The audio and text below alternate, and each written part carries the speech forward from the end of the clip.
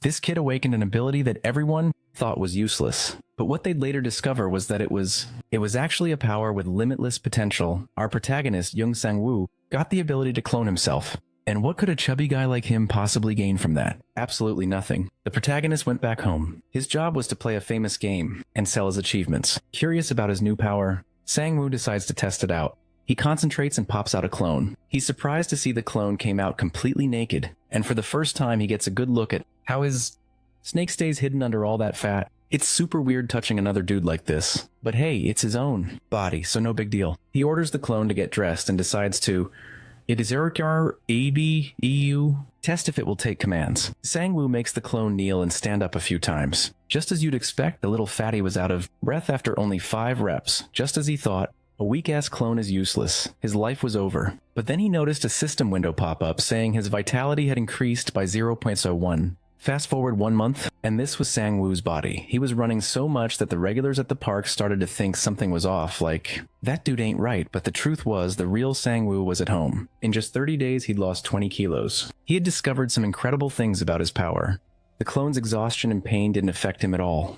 If a clone pushed itself so hard that it died, it would just, poof, disappear. The most impressive part, he gets all the positive effects from his clones, and they always look identical to his new physical form. He can also give his clones orders telepathically. His slave number 1 was out running and was suddenly ordered to stop and do push-ups. And lastly, clones can't make more clones. If they could, the world would probably explode with billions of them. Sang-woo made his clone train for a month straight without a single break. Sick, massively improving his stats and his physical appearance. But a guy can't live on just training and spending money. Sang-woo needed to work and make some cash. He decides he'll get a job and take his clone with him to earn double the salary. His clone 1 will act like a normal person, and his name will be Gyeongdu. One of the people there is an acquaintance of the protagonist. So Sang-woo just tells him he brought a friend along for the job. The acquaintance, Deokchil, tells them they need to check in at the main building. Sang-woo is nervous. It's his first time doing something like this. This can't be a crime, right? If he's doing double the work, it's only fair he gets double the pay. After a few hours, our boy was getting a real taste of the working man's life. His clone 1 was grinding hard, unlike him. The clone works itself to death, so even when it's exhausted, the damn thing just won't stop, he thinks. It's going to be a problem if clone 1 just up and dies in front of all these people. I won't get his paycheck after all. By the end of the day, Sang-woo was the one who felt like he was about to die,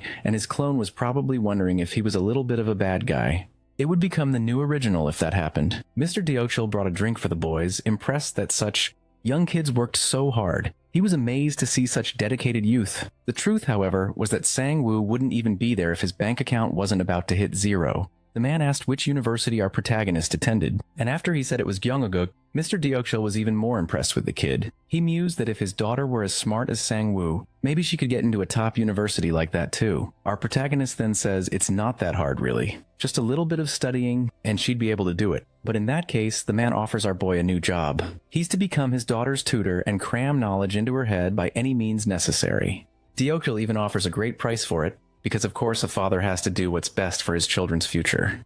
The next day, Sang-woo felt the full body ache of actually exerting himself. If the clones suffer like this, he thought, maybe I should go a little easier on them. He mentally orders his slave number 1 to come home, since it can't work for more than 24 hours straight without getting the police involved. Now that he'd gone easy on his clone, it was time to kick back and grab a bite to eat. After a while, the clone returned home. Sang-woo ordered it to take a shower because it had more work to do.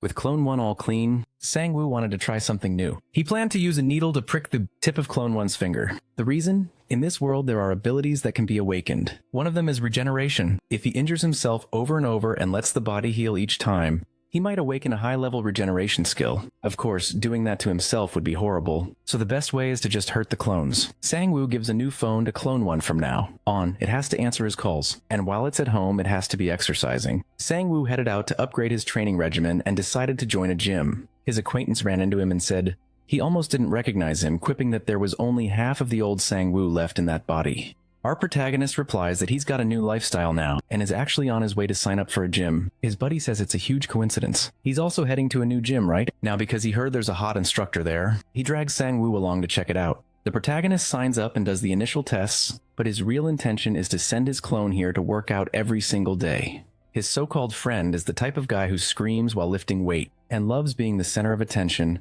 The acquaintance's awakened ability is strength, so he's naturally strong with a 2.1 strength stat. While he was figuring out how to use the machines, his real friend, Dio-Chil called to see if he was okay and if he could come over for the first tutoring session with his treasure. Sang-woo headed to the man's house after leaving the gym. By the way, that sleazeball didn't even end up joining because, surprise, there wasn't a hot female instructor there. Sang-woo thinks to himself that he got lucky. Now he doesn't have to worry about that guy bothering his clone 1. When he got to Dio-Chil's house, the noise inside was cranked up high, and when the man suddenly flung the door open, the pain got cranked up pretty high too. At least our protagonist just found out what Dio-Chil's daughter looks like. Turns out she really is a treasure. Sang scratches his head, looking ahead thoughtfully. Mr. Dio-Chil is extremely worried, apologizing profusely for the door incident. A caring hand places a small plate with a sliced apple on the table. It's Dio-Chil's wife. She says she barely recognized the boy because of his weight loss, and he explains that he's been working out a lot since they last saw each other. As he wipes his mouth with a napkin, his gaze shifts to the girl. Ms. Haeyeon looks a bit nervous, her hands resting on her knees. She's blushing and looking down, but she responds when her name is called. As Sang introduces himself, the euphoric parents notice how meek and blushy she is, believing she's taken a liking to the boy. Hyun is very embarrassed because she thinks Sang must have heard her yelling through the door. The protagonist confirms she's in her 3rd year and asks to see her grades before they start the lesson, but this makes the girl look like she's just seen a ghost. Sang-woo holds the girl's report card, trying to hide his look of disappointment as he sees her grades. Her grades are not good at all, ranging only between a 6 and a 7. The parents look completely dumbfounded, while the girl is so embarrassed she doesn't know where to look. Dio-Chil slowly stands up and quietly gathers his things with that same dumbfounded look on his face. And then he shouts that he's leaving for work, leaving his wife to deal with the whole mess. Sang stops looking at the girl's report card and shifts his gaze forward again. She's looking down, discouraged, with a face like a lost puppy. With a reassuring smile, he says it's no problem. He didn't have great grades either and knows a lot of tips and tricks. The girl's face lights up like Christmas morning and she clasps her hands together, excited. Our protagonist says they'll both do their best to reach their goal, and they decide to have tutoring sessions twice a week. Back at Sang's place, we see his apartment complex from the outside. He enters his humble home thinking that he still has a long way to go. Remembering his tutoring sessions with the girl, the scenes flash through his mind. Hyun seems very dedicated and hardworking, and she accepts all of her tutor's advice. Putting his coat away, he reflects that it's lucky the girl is smarter than he expected. As he sits down at his computer, he realizes that number 1 must have gone to work. He reflects that for now, he's given his clone a cell phone, but if the number of clones increases, managing multiple phones will be a huge hassle. Sang starts browsing a site called Hunter Web, which offers dungeon tips, party finders, skill information, and a marketplace for buying and selling. His goal is to search Hunter Web for a skill related to his own. He sees various ads, people looking for skills, scrolls for sale, and other things. And in shock, he does a spit take when he sees a skill being sold for 100 million won. Another telepathic skill is also for sale for the meager sum of 400 million, and he can't hold back the tears. But the boy reflects that if he had that kind of money, he'd rather buy a house than a skill. Leaning his head back in his chair, he lets out a hopeless sigh. For him, it will take a very long time to save up that much money for a skill. He wonders if hunters really make that much. He checks his bank account on his phone and once again sees how empty it is. Throwing himself onto the bed in disgust, the protagonist feels like he just wants the world to explode. But intrusive thoughts start to creep in, and he wonders if he should become a hunter. News articles about hunters and their magnificent feats start popping up on his screen. He stands up, lost in thought, and not quite sure what to do. Sang starts to think that his cloning ability is amazing, and that he shouldn't just let them do manual labor. Grabbing his coat, the determined boy has a new idea in mind. He gets dressed and decides that he's going to try to become a hunter now. His vitality increases. In the 2000s, portals appeared and monsters poured out of them. More than half the population died. It seemed like humanity would be wiped out forever. But in the midst of all the disaster, humans with special powers began to appear, and with them on the front lines, humanity won. And now, in 2023, there are people who hunt the remaining monsters. They are the hunters. Sang is watching an online course that explains how he can get his license and become a hunter. He decides to write down tips on how to pass the hunter test, and heads to the Hunters Association. As he stretches, he realizes that ever since he started cultivating his vitality, he's been feeling much better even with less sleep. He enters the association and makes his way through the building. A masked man with a sword on his back is talking to a weapons dealer. Another man, bald and covered in scars, is cleaning the parts of a firearm, and a suspicious-looking old man in a large hat is waiting in a corner of the room. Sang-woo is amazed by how many strange types of people he can see there. He notices that there don't seem to be many people taking the test. A woman in a uniform announces that registration for the test will close in 20 minutes. He knows he needs to head to the basement, but the situation is starting to make his anxiety kick in. He arrives at a room with a sign that reads, "Hunter License Test Room." With a trembling voice, the protagonist opens the door and says, "Excuse me." Incredibly, every single person in there was either super intimidating or just plain bizarre. No exceptions. Sweating like a pig, he wonders why there are so many people here. Two sinister-looking men laugh at the protagonist for saying, "Excuse me," as if he were some kind of fool. Someone in army boots approaches with firm steps. A scarred hand grips the table tightly. The man is a C-class hunter named Han Myung-won, and he will be the proctor for the license test. The test consists of a written exam, a practical test, and an aptitude test. Cheating is strictly forbidden, and he stresses that they never forget the cheaters. The men who were just laughing at Sang-woo fell silent, intimidated. The protagonist is intimidated too. He understands the pressure here is intense. Looking out at all the participants, the instructor announces that the hunter license test will now begin. A car drives down the street, traffic is flowing smoothly, and there's not much congestion. A person on a headset replies that they'll deposit everything before the end of the month. The person on the headset is the car's driver, and he tells his boss to calm down because he's no rookie at this job. But his boss screams through the headset, making the poor guy's ear hurt. The driver's name is C.O. Kang, and he works for the JM agency. He knows his boss is going to kill him. He says that money isn't coming in, but there are many places it needs to go. Looking at his watch, he notices it's 15 minutes to 8 o'clock. The hunter's exam is almost over. He keeps driving across a bridge as the setting sun bathes the entire scene in orange. Someone raises their arm with a bracelet, and a status screen announces they've passed the exam. That someone is Sang-woo, who looks confused as he realizes he made it. Everyone told him it was easy, but he never imagined it would be this easy. The written questions were pretty easy, and he only had to memorize a few things. They give you plenty of time to train for the practical test, and the target is super close. And the aptitude test feels more like a middle school ethics quiz, with questions like if he's ever thought about shooting someone. Sang wonders if it's okay for the test to be like this, since this job is all about taking risks and using weapons. As he walks back home, he's deep in thought and looks to the side. Looking up at a tall building, he thinks to himself, it seems like the government really wants them to do this. But with a sigh, he decides it's better not to overthink it. Suddenly, he comes across a group of people, and some men in suits are handing out business cards. The men are very well dressed and groomed, extremely sharp. They smile warmly as they hand the cards to passers-by. Sang wonders if those are people from the guilds trying to recruit new hunters. And soon, someone approaches him and offers him a card too, congratulating him on passing the exam. The card is from the JM agency, and it has the name Seo Kang Junmo on it. He introduces himself and says that whenever Sang wants to buy an item or find a monster to hunt, they can help him for a small fee. A little awkwardly, the protagonist scratches the back of his neck and thanks him. Then he opens his status screen and something there really surprises him. He realizes his cloning skill has leveled up. It's now at level 2. And while Junmo is still talking, he suddenly runs off in a hurry, saying he'll call them another time. The poor guy is left there whining and whispers for him not to forget to call. Back at his apartment complex, Sang-woo rushes in from the street. He puts a hand over his face and is making some suspicious sounds. The boy is completely euphoric because now he can make 2 clones at once. His new clone is being created just like the first one. It appears in a cloud of smoke. Now there are 3 Sang-woos, and he says he's counting on the good work of his new clone. Number 2, showing the small card he got from the JM agency, he says that now they are all ready to become hunters. Junmo tosses the remaining cards onto the car seat and says he's finally handed out almost all of them. Adjusting his tie, he's hoping they'll contact him soon. Thoughtfully, he looks at his own reflection in the car window, watching the night. We now see a gigantic building, the Haesong Guild official building, Korea's #1. A document with some highlighted information is lying on a desk. A man drinking from a mug says they need to arrange the payment according to what's on the list. Junmo takes the document and says that's fine. But as he looks over the information more carefully, something worries him. In the total payment field, prices for slime fluid, horned rabbit horn, and troll fluid are listed. Sweating, he holds the paper a bit confused and starts to ask a question. He noticed the amount looks weird, but before he can finish his sentence, the other man cuts him off, calling him Junmo.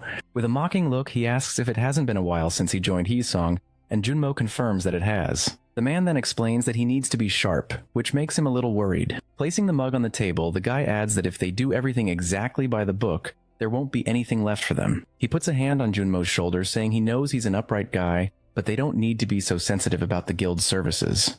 Junmo looks furious and ends up crumpling the paper, but the man, still mocking him, asks again if he understood. Back in his car, Junmo says that if he knew it would be such a complicated situation, he would have just kept his mouth shut. A ringtone starts playing from his suit pocket. He quickly reaches for it, thinking it's a cell phone. When he answers, he confirms he's Kang Junmo from the JM agency. On the other end of the line is Sang-woo, who says there's something he'd like to discuss. Night has fallen, and we see the outside of a shopping complex near a cafe called Starlux. Junmo enters the cafe, looking for the person he's supposed to meet. Sang is sitting at a nearby table and waves at him as soon as he walks in. Junmo apologizes for making him wait, but Sang-woo explains that he just arrived too.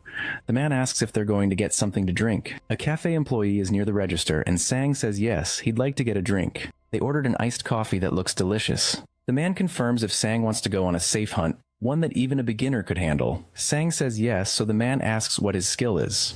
With a serious expression holding his coffee, the protagonist says it's cloning. Placing a hand on his chin, Junmo thinks he's heard of this skill before, one that creates an illusion that can do anything. As Sang chugs his coffee in one gulp, Junmo thinks that for a rookie who makes illusions, it would be physically difficult for him to be useful in a hunt. But he says it's a good skill anyway and hands over the contract for him to read. The first hunt is recommended to be in slime territory. They aren't dangerous, but when eliminated, they release a toxic gas, so masks will be necessary. Sang uses his phone to take a picture of the contract and says this will be a piece of cake for him. The second would be in the Horned Rabbits area. It's possible to hunt there for long periods, but since they're hard to catch, it'll be tough to make a lot of money. There are other low-class monsters like giant rats, but the two we mentioned before are the only ones where you can guarantee Sang-woo's safety. The protagonist thinks both places sound pretty cool, and he also likes the prices he'll get for the items he collects, and so Sang-woo says he'd like to proceed with that contract. With a friendly smile, Junmo thanks the new hunter, and since he liked both hunting grounds, the man asks if he's decided which one he's going to choose. But with a decisive and cocky move, another one of Sang's hands answers no and stamps the paper. This move startles poor Junmo, and now he realizes he's not just dealing with a copy of the person. He lifts the stamp from the paper, and there's his signature in red. Startled, Junmo looks at the person who just stamped the paper. And now, with two Sang-woos present, they both declare, "When we said we liked both locations, we meant we're doing both." During another client meeting, a man with a sword on his back and spiky hair talks with Junmo. He says he heard the man's ability is cloning. The man looks like a masked ninja not showing his full face, and he confirms that it's true. Junmo asks to see his cloning technique, and upon seeing the demonstration, he is amazed by what he has just witnessed. The ninja swordsman sheathes his sword back on his back, and his several other clones surround him all in a battle stance ready to attack. But Junmo realizes that something isn't right here, and he gets worried, and the clones created by the ninja lunge forward in a precise sword attack. The blades seem to pierce right through the body of the original ninja, who's sitting in the chair. Poor Junmo covers his face, unable to watch, and begs them to please calm down. With his eyes watering and his heart racing, he looks forward again. And the ninja, now being run through by a fake blade, explains that it's all just an illusion. Nothing is real. Junmo slowly reaches out to touch the sword, but his hand passes right through it as it can't cause any damage at all. But the clones are perfect for drawing the attention of nearby monsters. That tense situation made Junmo nervous, but now he starts to laugh in relief. And snapping back from his memories, the man now thinks that the cloning ability from that time was definitely an illusion.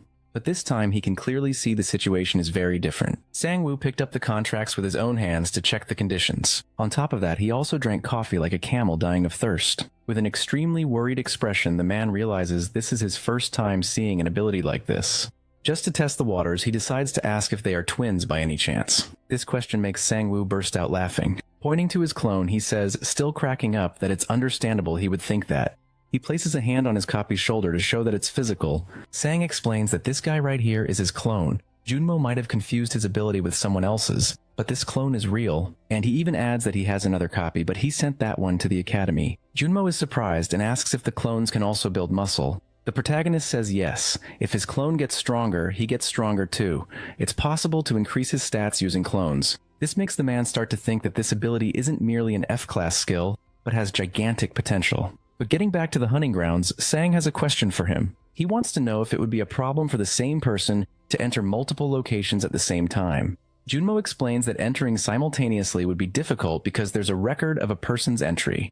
With a grim look on his face, the boy knows that if this bureaucracy exists, it would be a huge problem for him. But the charitable Junmo says he will try to talk to the association about it and asks him to come along. Scratching his head, the boy says that's fine, but he won't be able to use the ability until tomorrow afternoon, because of the cooldown time. So Junmo asks them to meet in 2 days at the Hunter Center. With a somewhat suspicious expression, he asks about the contract. And with his stamp in hand, Sang says he already stamped it and that he checked the percentage ratio in the photo that number 2 sent earlier. The man then suddenly stands up and this movement startles poor Sang. Extending his hand to him, Junmo says he's looking forward to working together. And with a somewhat distant look in his eyes, Sang begins to reflect on the important step he has just taken. Finally, they shake hands, sealing the deal. The The clone remains apathetic, sitting in his place while the two seal the contract with a handshake. 2 days later, back at the huge Hunter's Center building, our protagonist is walking down the street attentively, looking from side to side. Someone calls out for Hunter Nim and he looks up surprised. Junmo adjusts his tie while saying the boy arrived early and it wasn't time yet.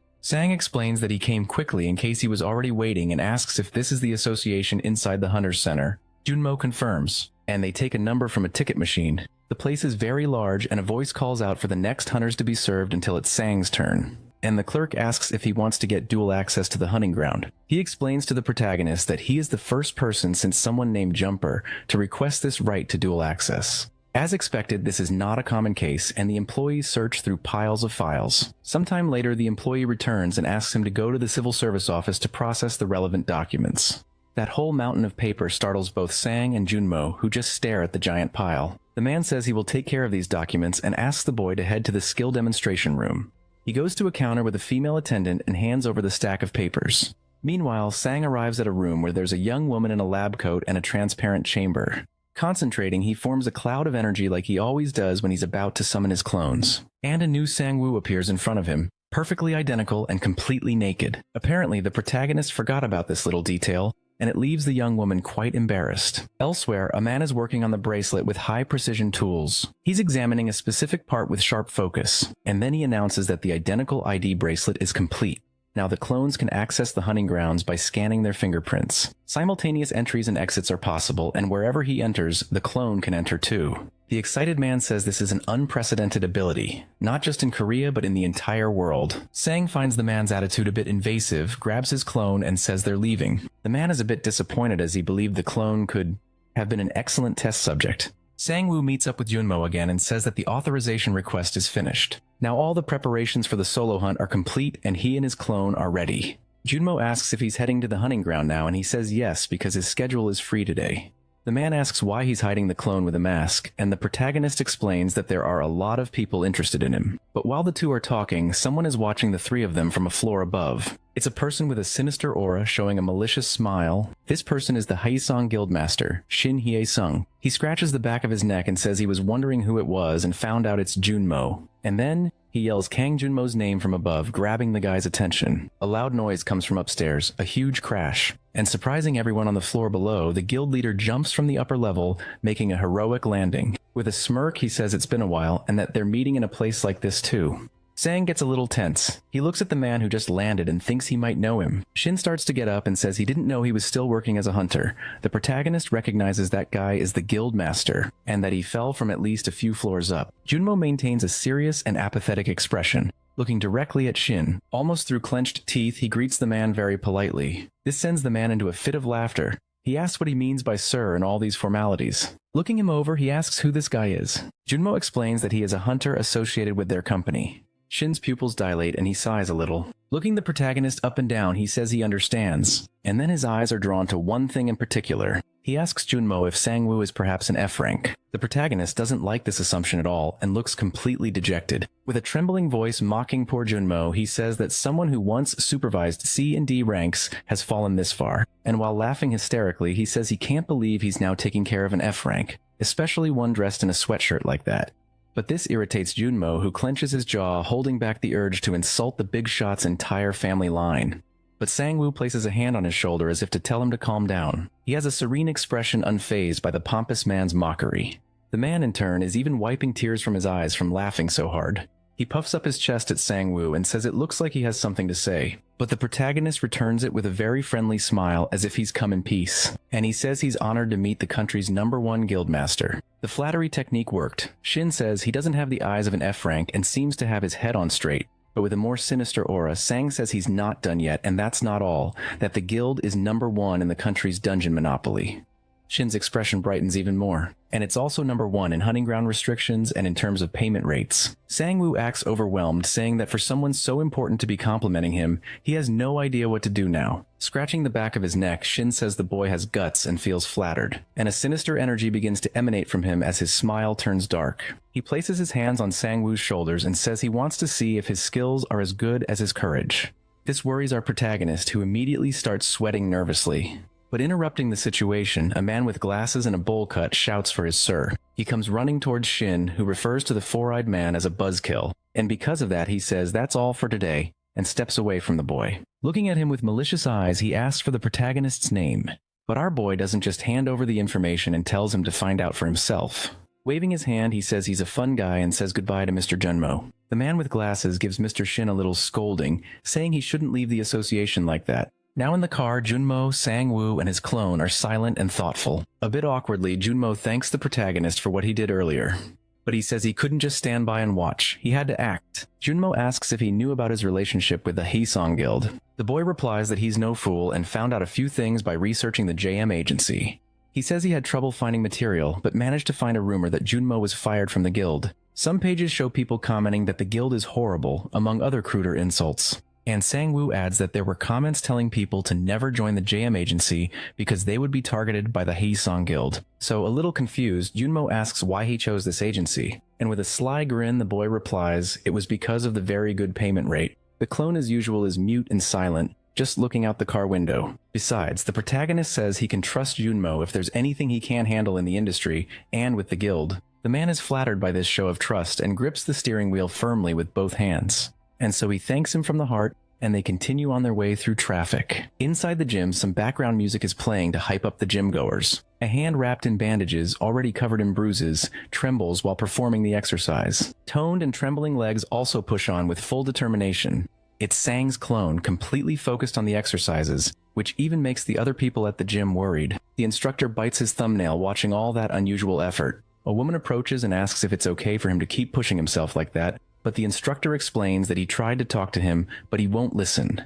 The poor clone looks exhausted but continues to do as ordered until a sound comes from his pocket. Holding the bar firmly with his injured hands, he takes a quick break to check a message on his phone. It's Young Sang-woo, who asks him to finish his workout, take a shower, and wait in front of the gym at 4 o'clock. The clone then slams a can of a drink in a single gulp and stops his workout. The worried woman says it looks like he stopped for now, and the instructor breathes a sigh of relief. In a dark cave, you can see some lava slimes crawling on the floor. The slimes are everywhere, from the floor to the walls and even dripping from the cave ceiling. One of them explodes, making a loud noise and releasing a strange gas. A person in a full uniform and a gas mask is holding a hammer. After hitting the slime, they point a type of suction hose at the leftover goo, and this goo is absorbed into a container on their back, already almost full of red liquid. The person in the gas mask walks through a blue portal and heads towards 2 armed guards. The person is none other than Sang-woo, who takes off his mask and breathes a sigh of relief. Junmo asks him how it went, and he says the gas mask is really uncomfortable. Junmo explains that although the slime hunting ground is safe, hunters don't really go there, and the profit isn't great either. Looking at his damaged glove, Sang realizes he probably won't be doing this for long. He has to fill the container and unload it, but no matter how patient a person is, it's hard to endure for more than 6 hours. Junmo says he could last more hours if he had a better gas mask and good quality equipment. Sang is pretty sure he couldn't even stand it for 2 hours, let alone 6. But with a brilliant idea, he points to his clone and asks what if he went in his place. And without a shred of pity, the boy shoves a gas mask onto the clone's face. He also firmly ties the laces of his combat boots, and puts on his gloves to protect his hands from the elements. Proud and full of hope, Sang-woo says goodbye to his clone and wishes good luck to number 2. And without wasting any more time, he asks Junmo if they can go to the Horned Rabbit hunting ground now. He was about to point to clone number 1, but he isn't there with them. With a blank look on his face, Sang remembers he still hasn't picked him up from the gym. Poor clone number 1 is waiting with his gym bag, his body trembling from the intense workout. There he is, clone number 1, waiting just as his master ordered. A car approaches and parks right next to him. Sang-woo yells from the window, telling number 1 to get in the car. The sun is setting over the big city, casting a wonderful glow. Junmo asks if Sang plans on just calling his clones number 1 and number 2.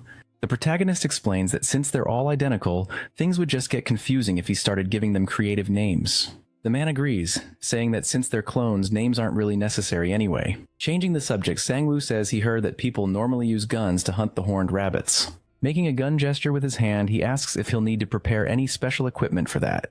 Junmo explains that he can use his own gear, but there's also equipment available for rent at the hunting ground, though it's not free. But he agrees the boy will need his own equipment eventually. Since rented gear can only be used on site, it's easier for the owners to retrieve it. With his hand on his face, Sang starts to think until he hears something. The man tells him they've arrived. That's what the sound was. Now they're at the Ujung-san field, filled with battle tanks and all sorts of military hardware. The guards securing the area are heavily equipped and armed. One of them is holding light sticks, signaling the way for tanks and aircraft. Sang realizes the place is enormous. It's nothing like the slime hunting ground. Junmo explains this is the famous field where a monster invasion once took place. Putting a hand to his chin, the boy thinks he's heard about this before. Normally, portals are disconnected from the outside world, and most hunts happen after the hunters have already gone inside.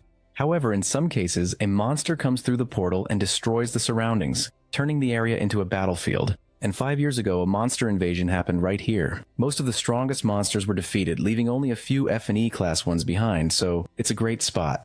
Worried, Sang asks if there will be any complaints about the noise. The two get ready to enter the field. Stopping at a weapon rental shop, a scowling attendant shows them a powerful gun and says it'll be 700,000 won in total. Wincing at the price, Sang knows that's a ton of money, but he hands over his card. Junmo explains that the ammunition is the biggest expense, but if he manages to hunt just one horned rabbit, everything changes. They're that valuable. The area is divided into sections, even inside the field itself, and the spot they're heading to is on the 3rd floor. They reach the spot, and the man in front announces that they've arrived at their destination. And while they're standing there, a deafening blast erupts. Junmo claps his hands over his ears. The field has a surprisingly pleasant vibe. There are people shooting and others eating on the side, resting and taking a break. A long-haired man smoking a cigarette is holding a gun, complaining that he missed again. And another guy wearing a bucket hat is holding a horned rabbit he just hunted. He already has a few in his bag, the result of a very successful hunt. This impresses our protagonist, who was told that hunting even one is a huge challenge. Sang-woo's spot is number 4, so Junmo points out where the boy needs to go. As they get ready, the man asks if he's confident in his shooting skills.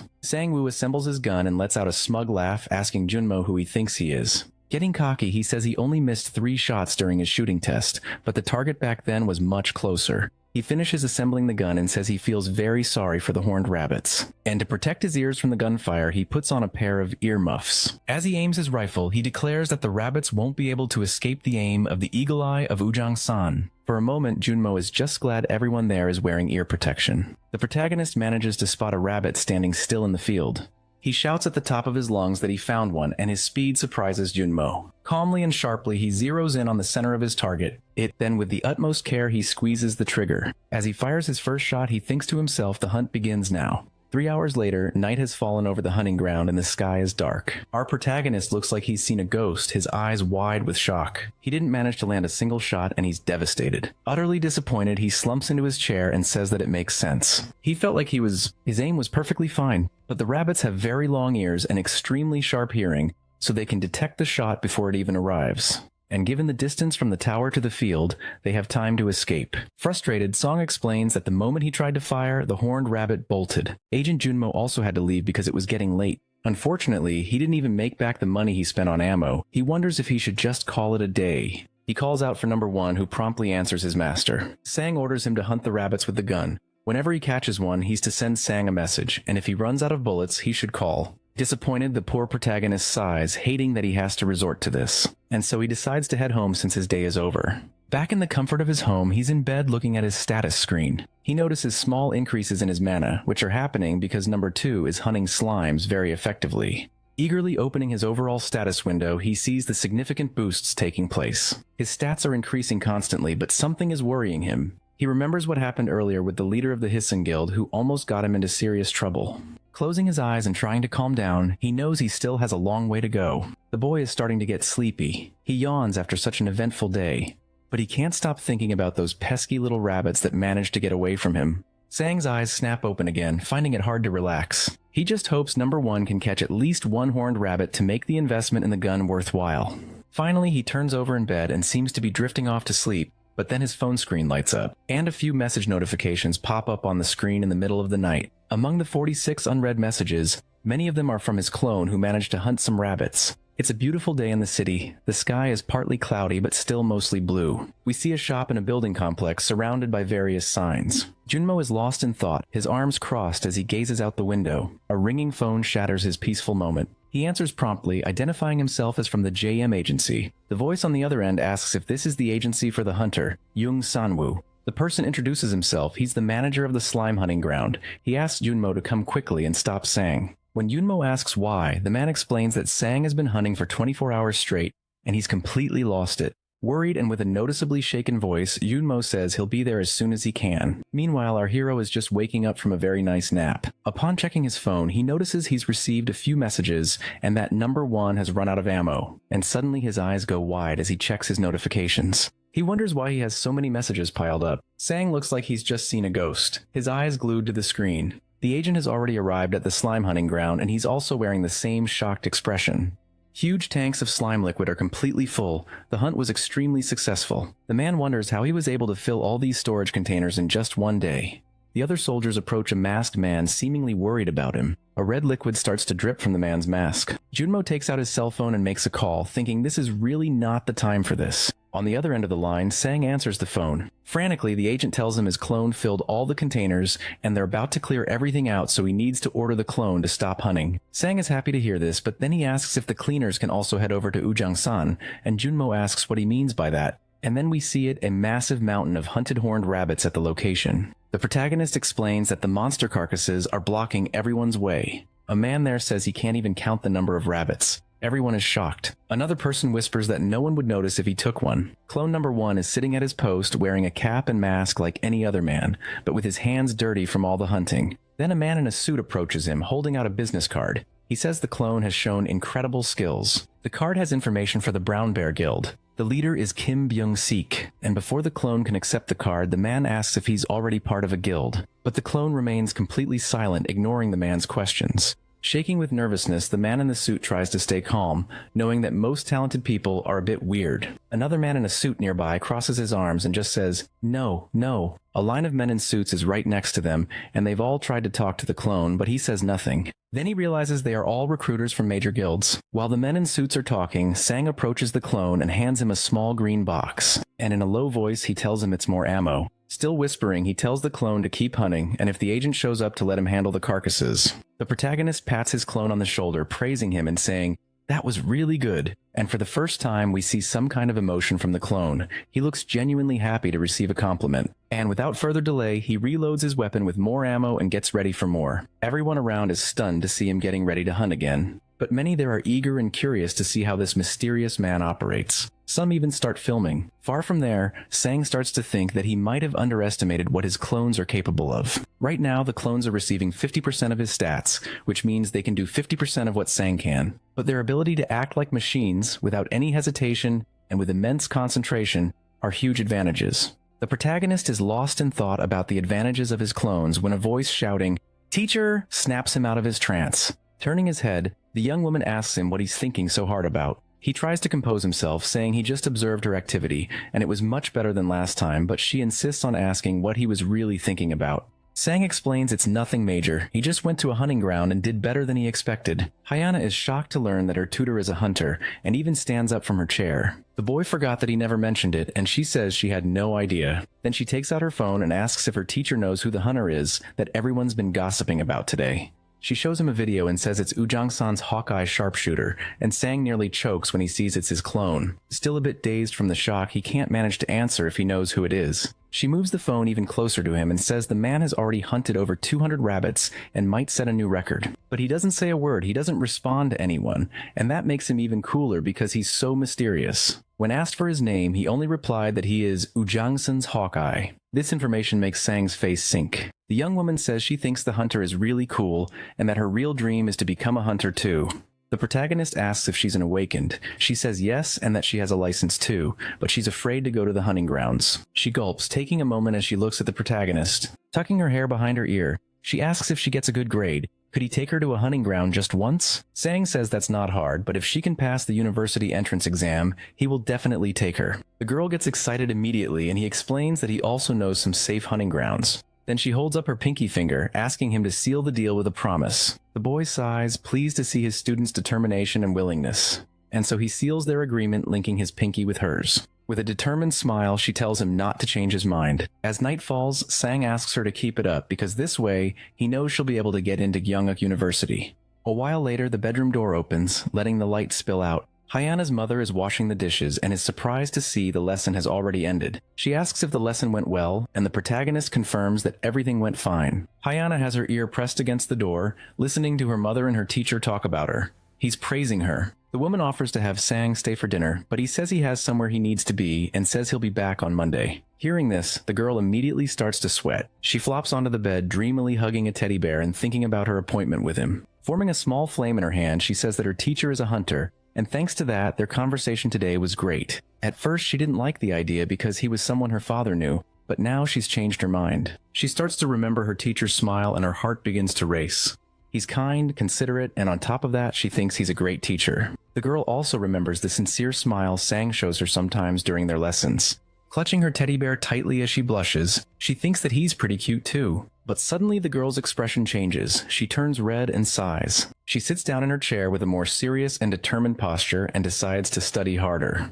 The night is calm and quiet, the sky is completely dark, and our protagonist is at the hunter base. He's in an elevator, wondering if the carcass collection is over yet. Junmo is already there waiting and is surprised to see the protagonist. Seeing his agent, Sang asks if he was there too. Nearby, several men are carrying boxes. Junmo explains that he was checking on the collection process and asks where Sang was. Sang explains that he was working as a tutor. A man carries a large, horned rabbit on his back. The agent says he's called collection teams to many fields before, but this is the first time he's ever called such a large number of carcass collection teams just for horned rabbits. The total was 352, and collecting all of them requires a lot of people. Several men are working on it right there. Junmo asks if Sang has checked the payment he sent, but Sang says he hasn't seen it yet and will check it now. And suddenly that once meager bank account is now stuffed with cash. This leaves Sang with a look on his face like he just won the lottery jackpot. With sweat on his face, he asks if it's really supposed to be that much money. Junmo explains that his skills surpassed E rank, so he adjusted the payment to the 83% rate used for E rank hunters. Feeling grateful, Sang says he's not E rank yet, but he thanks him profusely for it. Someone standing near their conversation calls out to them. Sang, the clone, and Junmo all look in the direction of the person who called out to them. The man looks tough, has a scar on his face, and rudely asks if Junmo is his manager, and he points to the clone who is still wearing his little cap and mask. The agent steps in front of the clone and asks who's asking. He says he's a hunter whose prey was stolen, and he does not look happy about it. All the rabbits he was targeting were stolen by the clone, so he says today's entire hunt should be credited to him. Placing a hand on the back of his neck, the smug guy says they should pay for it. Junmo is a little apprehensive. It's never fun dealing with this type of person. He whispers to Sang that they apparently chose the wrong place, and Sang says he didn't know these kinds of people existed. Placing a hand on his chin, our protagonist starts thinking about what to do in this situation. Then very quietly, he tells his agent he has an idea. The opportunistic jerk watches the two of them talking and asks what they're whispering about. But holding out his hand, he says he's a man of scruples and will accept just 10% of the total payment. As if his soul had just left his body, Sang just looks completely dumbfounded. The man asks if he's laughing and if he thinks he looks like some kind of clown. Sang puts a hand on his clone's shoulder and tells the man not to worry because he won't be back here for a few days.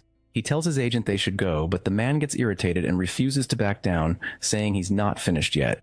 The two of them simply ignore the man and walk past him, with Sang saying they're going to the nearby cafe. This makes the guy extremely furious. The veins on his forehead start to pop out. Then he winds up for a big punch aimed right at the protagonist, screaming at him not to ignore him. And quickly, Sang orders number 1 to act. The clone's eyes glow like a newly activated robot, and the clone steps in front of the punch that's just about to hit the protagonist. The punch lands with full force. He's thrown backwards by the impact, and the man looks a little confused. The force of the punch was incredible, and poor number 1 goes flying. He crashes into some boxes in his path like a pinball, and finally he lands hard on his back with his arms spread wide. The punch probably hurt his face because there are scuff marks on his mask. The thug's demeanor completely changes now. He gets upset, saying he didn't even hit him that hard. So Sang takes advantage of this, raises his phone, and starts recording everything, yelling about how cruel the man is. The protagonist yells that people won't let it slide if they find out someone acted with such violence in a sacred hunting ground. And then the thug is at a loss, looking all around as the cleanup crew stares at him. Shouting loudly, Sang says it would be a real shame if this video ended up on the hunter web. The man's face is red and veiny. He's super nervous and completely at a loss for words. Getting closer to him, the protagonist places his hand on the guy's shoulder, looking utterly convincing. With a sinister aura, he then suggests that they should just go their separate ways. The man starts to grit his teeth in rage, left with very little choice. Later at a cozy cafe with some chairs outside, Sang is having a drink and asks, startled, about the Hissing Guild. Junmo thinks the hunter who was looking for a fight earlier was a member of that guild. Since the Hissing Guild is so large, it has all sorts of people, including those brawling scumbags. While the clone chugs his drink in a single gulp, Sang asks how the agent knew the guy was from that guild. Junmo explains that from the moment he walked in, the man wouldn't stop giving him a sinister stare, and he believes that can only be the work of the Hissing Guild. Sang says it might be a matter of revenge. They might have done it thinking that Sang's clone was another hunter contracted with the JM Agency. The agent admits that the JM Agency's hunters don't last long and leave quickly, with only a few F ranks left. And even now, poor Junmo can't guarantee there won't be more sabotage from Hissung. But confidently, our boy says he already knew about all of that and still agreed to join them. This doesn't reassure the poor agent much, but he understands. Sang says he won't let those scoundrels threaten him like this. And he adds that he has a plan to get stronger, really fast. The boy continues chatting with his colleague, and the man seems impressed because the kid is pretty sharp. Their conversation goes on for a while, time passes, and they enjoy themselves at the cafe. And after a long discussion, the boy asks what the man thinks of his idea. With a somewhat stunned expression, Yunmo says he'd never thought of it that way. He jots it down in his little notebook and asks if 2 o'clock tomorrow afternoon would work, and the agreed-upon location will be the Giant Hunters Market. A beautiful building. The Hunter's Market is a gigantic building with colorful floors and everything a hunter could ever want. It deals in equipment, weapons, and has been active since the very beginning. Everyone does their shopping there. However, a type of department store entered the market and took over most of this industry. Since they had every piece of equipment a hunter could possibly want. Sang is trying on some awesome armor. That armor is made of titanium and protects against E-class monsters. Wearing the suit, our protagonist says it's very comfortable and light, and he loved it. On top of that, it also has a dagger strategically placed at his side. Drawing a sharp blade from it, the boy says that since he'll be using weapons, this is a great feature. So he asks for 2 more sets identical to the armor he's wearing, and the seller quickly agrees. The boy leaves loaded with merchandise. He has the power of money now. Junmo remembers that he also needed some skills. He's looking for a familiar skill, but he doesn't know if they'll be able to find it in this market. The agent tells them to check out a store called Heritage. This shop has several interesting items that look like those crystal balls which are used. The two start looking through the display cases for what our boy wants, until Sang finally finds what he was looking for in a blue orb. The skill is called Familiar, and it allows the hunter to share their senses with their summons and pets. And besides enabling many things, it also costs a fortune. Wondering if he really needed 2 kidneys or if it was worth selling one to buy the skill, the boy puts his hand on his face. With a shameless look, he asks his agent for an advance. Poor Junmo gets tears in his eyes, but says he can try to lend him 50 million won. Sang thanks him and says he can figure out the rest of the amount with a few installments. But despite risking his credit, the boy has a lot of faith that the skill will be useful. And with its help, they can get the money back in no time. So the two buy the expensive little orb, and he takes it to another location. Our boy starts to read the instruction manual for the device. There are 2 rules on how to activate the skill, for mana users and non-users. Since he doesn't know how to use mana, he uses a small remote to turn the thing on, and he places his hand very close to it so it's in contact with his body. He's a little apprehensive about whether this will work and trembles slightly. And squeezing his eyes shut, he decides to press the button on the remote. An orange light begins to pour out of the orb, illuminating the entire room. The light expands so much that it forms a huge explosion, and then the notification screen pops up announcing that the familiar skill has been created. This skill is at level 1 and shares senses with the chosen target. Sang looks at his hands with a perplexed expression. The skill orb disappears after that whole explosion of life, and clenching his fists, the protagonist can feel the power flowing through his veins. He gets up from the floor and calls his beloved and obedient clones. The 2 walk in perfect sync, coming together to their master. They're already dressed for the mission, wearing the armor he bought earlier. Sang looks at the 2 of them with an encouraging gaze and tells them to begin. Before this, when the protagonist was chatting with his agent, he asked what he thought about the hunt's results. He said the outcome was wonderful, and that he never would have expected such a result. Sang explains that the clones only have half of his stats, but one of them managed to catch over 300 rabbits. And even when he ordered the clone to take a punch for him, it stepped in front without any fear. It takes a lot of determination not to be afraid of taking a fist to the face, and Sang believes it would also be fully capable of beating up that thug if it wanted to. Junmo understands that the boy is saying that even with lower stats, they have better control of their bodies. He confirms this and says he's going to use it to his advantage. The agent asks how he plans to do that, and he explains that first he needs 2 places. Training grounds so he can practice his long-range and short-range skills. They arrive at one of these training grounds, and a burly instructor appears to greet them. And they also go to another shooting range to practice their aim by shooting at clay pigeons. The protagonist decides he's going to push the clone's training to the absolute limit, so they can surpass their boundaries. Both the muscle-bound instructor at the physical training ground and the elderly men at the shooting range are impressed by the clone's attitude. At the physical training ground, the clone wants to have a duel, and the teacher is worried about it. And at the shooting range, instead of using a shotgun as is customary, the other clone wants a pistol. Both clones have the same determined and courageous look in their eyes, and they say they're sure. At the physical training ground, the clone grabs his batons and tells his opponent to get ready. And at the shooting range, the clone picks up a real pistol, not a practice one. The shooting instructor is very wary of the situation, and holding a device, he tells them to begin. Meanwhile, at the physical training ground, the instructor sent the craziest guy to fight against the clone. The two begin their challenges. The crazy man lunges forward and the clay pigeon flies into the sky. With a super fast move, the clone manages to snatch one of the crazy opponent's batons, and the other clone manages to hit the flying pigeon with a single pistol shot. The burly instructor's jaw is on the floor, unable to believe what he's seeing. Meanwhile, the shooting instructor looks like he's just seen a ghost. The physical training clone is still in a fighting stance, holding his baton attentively. And the shooter clone holds his gun, which is still smoking from the shot. We return to Sang and Junmo's conversation, and he explains that this is why he needs the familiar skill. The agent is surprised by this well-thought-out explanation. He still doesn't understand why the boy wants to share his vision with the clone, but Sang explains it's not just for his vision. Sang explains that it's important to remember that the other senses will also be connected. Imagine if he uses his skill while the clones are practicing shooting or fighting. At that moment, the boy closes his eyes and tries to concentrate as hard as he can, and then he activates his familiar skill. The aura around the boy turns neon blue, and you can even see a simmering energy. It's like a big bang in his senses, and he begins to experience many sensations. He can see his clone who is fighting with the baton, and he can also see the wild opponent approaching with full force. The protagonist can see the fight from a distance as it happens in real time. He can control the angle of his joints and his body's balance to dodge attacks. And with that, the clone manages to avoid the blow with ninja-like reflexes. The movement of muscles and the flow of force are also controlled by Sang. In addition, he also controls the breathing during the preparation for the shot. This makes his clone's aim and dexterity infinitely better. The aim and the direction of vision are also strategically modified. The clay pigeon seems to move in slow motion, making it much easier to hit, and Sang can do all of this for every single one of his clone's movements in their entirety.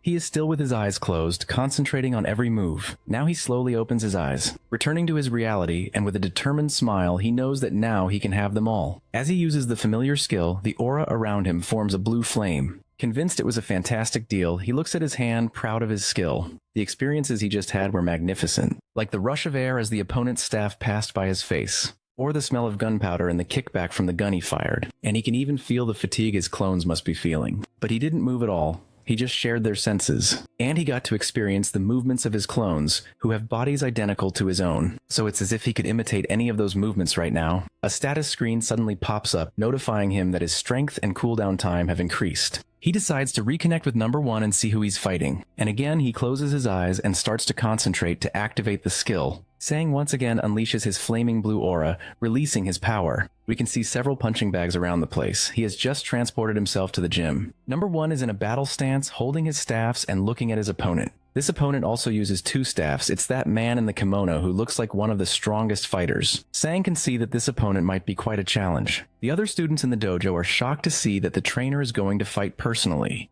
Both opponents prepare to start the fight. Number one starts the battle with a precise strike that immediately knocks one of the trainer's weapons away.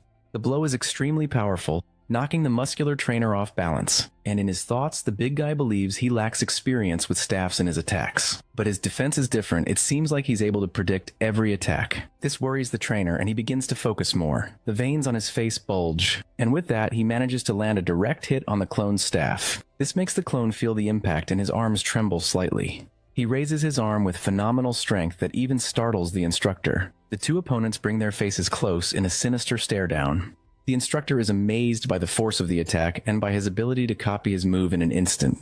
Things are looking bad for the big guy, who starts to worry about his chances of winning the challenge. So he unleashes a last resort move with his arms, but the clone manages to dodge. The crowd goes wild, unable to believe he managed to dodge it, and taking advantage of the instructor's open guard, he makes his move. He manages to land the blow, which hits the staff but also affects the man's shoulder. Shocked, the instructor feels the impact of the attack as if smoke were rising from his staff. He realizes he's also been cornered. The wall is right behind him. Seeing he has the advantage, number one already prepares his next attack, but the instructor hasn't shown all the tricks up his sleeve yet, and using the wall for support, he manages to do a flip and dodge the blow from above. This move greatly impresses Sang, whose eyes go wide. The brawny man lands from his jump right behind the protagonist's clone. With his eyes glazed over and ultra-focused on his movements, he's still ready.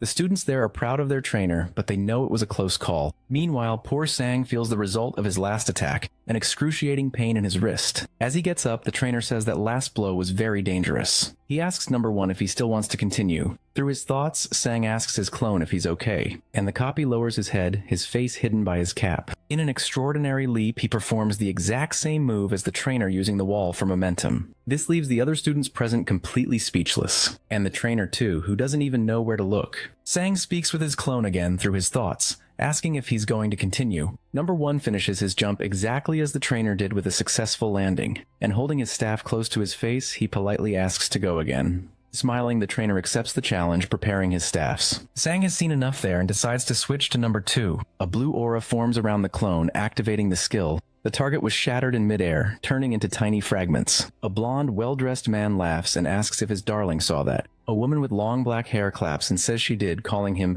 dear. Sang prefers to stay quiet so as not to offend anyone, but he finds the whole scene pretty cringy. He realizes number 2 is so zoned in that he's even shooting at the targets of the people next to him.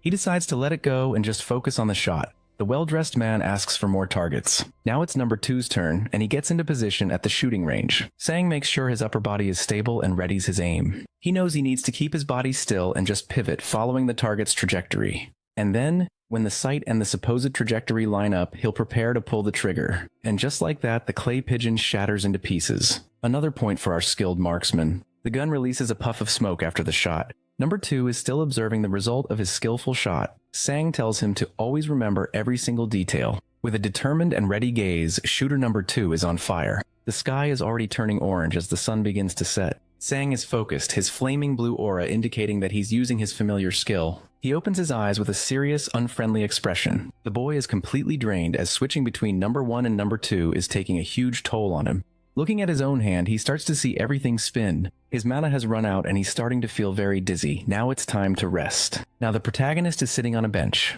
The clone's movements are pretty wild since they don't feel fear or hesitation. They just charge forward. Next time he wants to go with them to test what might happen if he tries it himself. Someone approaches the spot where Sang is sitting. A very familiar girl with purple hair passes by. It's Hayana, and she recognizes him and immediately calls out to him. The protagonist is surprised to run into her there by chance. Worried, he asks her what she's doing there so late at night, and she explains she was at the library. He's suspicious of her, but she angrily says she was doing her homework. A few strange men are watching them. A strange, tough-looking man smokes a cigarette while asking if this is the guy the other one was talking about. The three of them look like they're straight out of a mob movie, all with the faces of gangsters. Someone is on the phone, and the voice on the other end of the line asks if he just let Kang Junmo go. It's the man who was trying to bribe Sang earlier, and terrified, he says he was trying to intimidate him, but someone there was filming. The voice on the phone yells, asking if the incident was filmed, but then he tells him to forget about it, say nothing, and not even go anywhere near the Ujangsan field. The voice adds that even if something happens, he is to say it has nothing to do with the Hisung Guild. And finally he tells him to pretend he's just a street thug and hangs up. The man gets pissed off and throws his phone against the wall with all his might, cursing the person on the other end of the line. Filled with rage, he stomps on the phone on the ground, still screaming all sorts of curses like a madman. While mercilessly stomping on the device, he asks if the guy knows who he's dealing with. But while he's throwing his tantrum, a voice behind him asks why he's so angry. It's Gwan So-kyung, a big, mean-looking guy, accompanied by a man with long, straight hair. The big guy's smile is sinister, and he seems like a very dangerous person. There are some cigarette butts on the ground. What a dump. The three of them are so weird and intimidating that people passing by prefer to walk around them. Hyung calls the guy kid and says he knew this would happen when he joined the country's #1 guild. Shaking in his boots, he asks if there's still work for him, and says the guild told him not to go near the Ujangsan field. Hyung turns to the long-haired guy named Chang Wan, who says he might have some part-time work for the man. But as they're talking, he notices Sang and Hayana nearby. Coincidentally, the two of them are casually chatting just a few meters ahead. The guy with the scar points to Sang and says he's the bastard who recorded the video. Smiling, the big guy tells him to calm down, saying he got really out of control. Leaning against a pillar, he starts to watch. Changwan moves closer to his colleague and also watches the protagonist and the girl. Sang looks super relaxed and at ease while they talk. Hayana asks her teacher what he's doing there, and he says he's just exercising. A voice interrupts the teacher and students' chat. Someone approaches, stepping on a cigarette butt, and says he heard his little brother owes him something. It's the three mean-looking, gangster-like guys approaching them. The girl asks who they are, and Sang says he's never seen anyone fatter. But then he sees that annoying guy with the scar is among them. Sang then recognizes him and immediately starts thinking about his clones. The protagonist stands in front of the girl and asks how he can help them, and the scar-faced guy immediately turns red, making a sour face. But before he can throw a fit, his chubby friend tells him to relax. And he explains that he's there because he heard Sang has a video of his brother making a mistake while he was a little too excited. The big guy asks him to delete the video and then they'll leave peacefully. Sang holds up his phone and asks if everything will be fine between them if he deletes the video. He holds his phone, pointing it at the guys, and he asks if there's any guarantee that they'll really let him go if he deletes the video. The hefty guy puts a hand to his mouth. Giving a very sarcastic little smile, he says he recognizes Sang isn't an idiot, and that they really won't let him leave unharmed. He adds that the protagonist wasn't smart enough to delete the video when he filmed it, so now it makes no difference. Speaking very quietly, the boy tells Hayana to wait for the right moment and run. Andy retorts to the guys, saying that, of course there's a difference. The boy is scared and didn't imagine he'd get into such a difficult situation so soon, but he gets into a fighting stance and says the difference is that he's going to beat the crap out of all three of them. Hyung laughs and admires the young man's confidence as Changwon runs towards him, and the big oaf orders his goons to give Sang a little pat. The protagonist manages to dodge the first blow, but it's 2 against 1 and it won't be easy. And the long-haired guy manages to land a blow right on the poor boy's head. Meanwhile, the other guy lands a solid kick on him. Feeling the impact of the blows, our protagonist is in serious trouble. Before he can recover, another punch hits his chin hard. Extremely worried, Hayana yells for her teacher, unable to help him. The boy falls to the ground after being hit by so many attacks. He's badly hurt and realizes things aren't going so well in his first fight. The brave girl stands in front of him, and at her fingertips, a light begins to charge up. The light takes the shape of a ball in her hand, and she yells for the three of them to stay back. Getting up with difficulty, Sang looks at his student who is trying to defend him. But then he watches more closely and notices something that worries him. The young lady is trying, but she's trembling a lot. The two gangsters realize she's an awakened and aren't too happy about it. The huge guy shoves the other two aside and asks if they're scared of a little high school girl. And he confronts the girl, asking what will happen if they don't back off. The big guy shows no mercy and gets closer to her, intimidating her. But before he can get any closer, the girl shouts for him to stay away and unleashes her energy. The man's large, blubbery body is approaching her. The girl starts shaking in her boots, gritting her teeth with worry. And in a somewhat clumsy way, she unleashes a strike with her hand. The strike flies towards the big guy's swollen belly and hits him. This impact creates an explosion that echoes through the area, kicking up a lot of dust and smoke. The other two gangsters are worried about Hyung and shout his name. The smoke begins to clear after a moment. Hyung is still in one piece and says that first of all, the awakened are extremely common, and she shouldn't brag about it. The only damage the huge guy suffered was to his clothes, which are now torn and reveal sinister tattoos. He raises his huge arm, preparing a slap, and tells Hayana to grow up. But just as the attack is about to hit her, Sang jumps in front of her. With hatred in his eyes, he tells the big guy that the fight between them isn't over yet. And with all his strength, he lands a punch right in Hyung's face. Since his guard is down, his arms fly back, revealing an awakened bracelet. Hyung notices this and is surprised by this information. Our protagonist is giving it his all in this unfair 3-on-1 battle. Hyung feels the effects of that solid punch to the face and groans in pain. Sang stays on guard, and the big guy is furious about what just happened. He thinks he needs to recall the memories of clone number 1, and what the clone saw wasn't the opponent's staff. The boy needs to look at the enemy's shoulder and move in advance to dodge the attacks. He knows an attack isn't just about swinging your arms around wildly. It's something that changes the body's structure, engaging muscles from the legs to the waist, and from the waist to the arms in a complex motion by being more calculating and observant. Sang manages to land another effective blow on his opponent, but he sees he won't be able to dodge the next punch and that Hyung is going to hit him. So instead of trying to dodge, he lands a double punch right in the guy's stomach. Sang is tired and out of breath, but his opponent is in much worse shape, writhing in pain. The protagonist's face is a bit swollen from the hits he took earlier.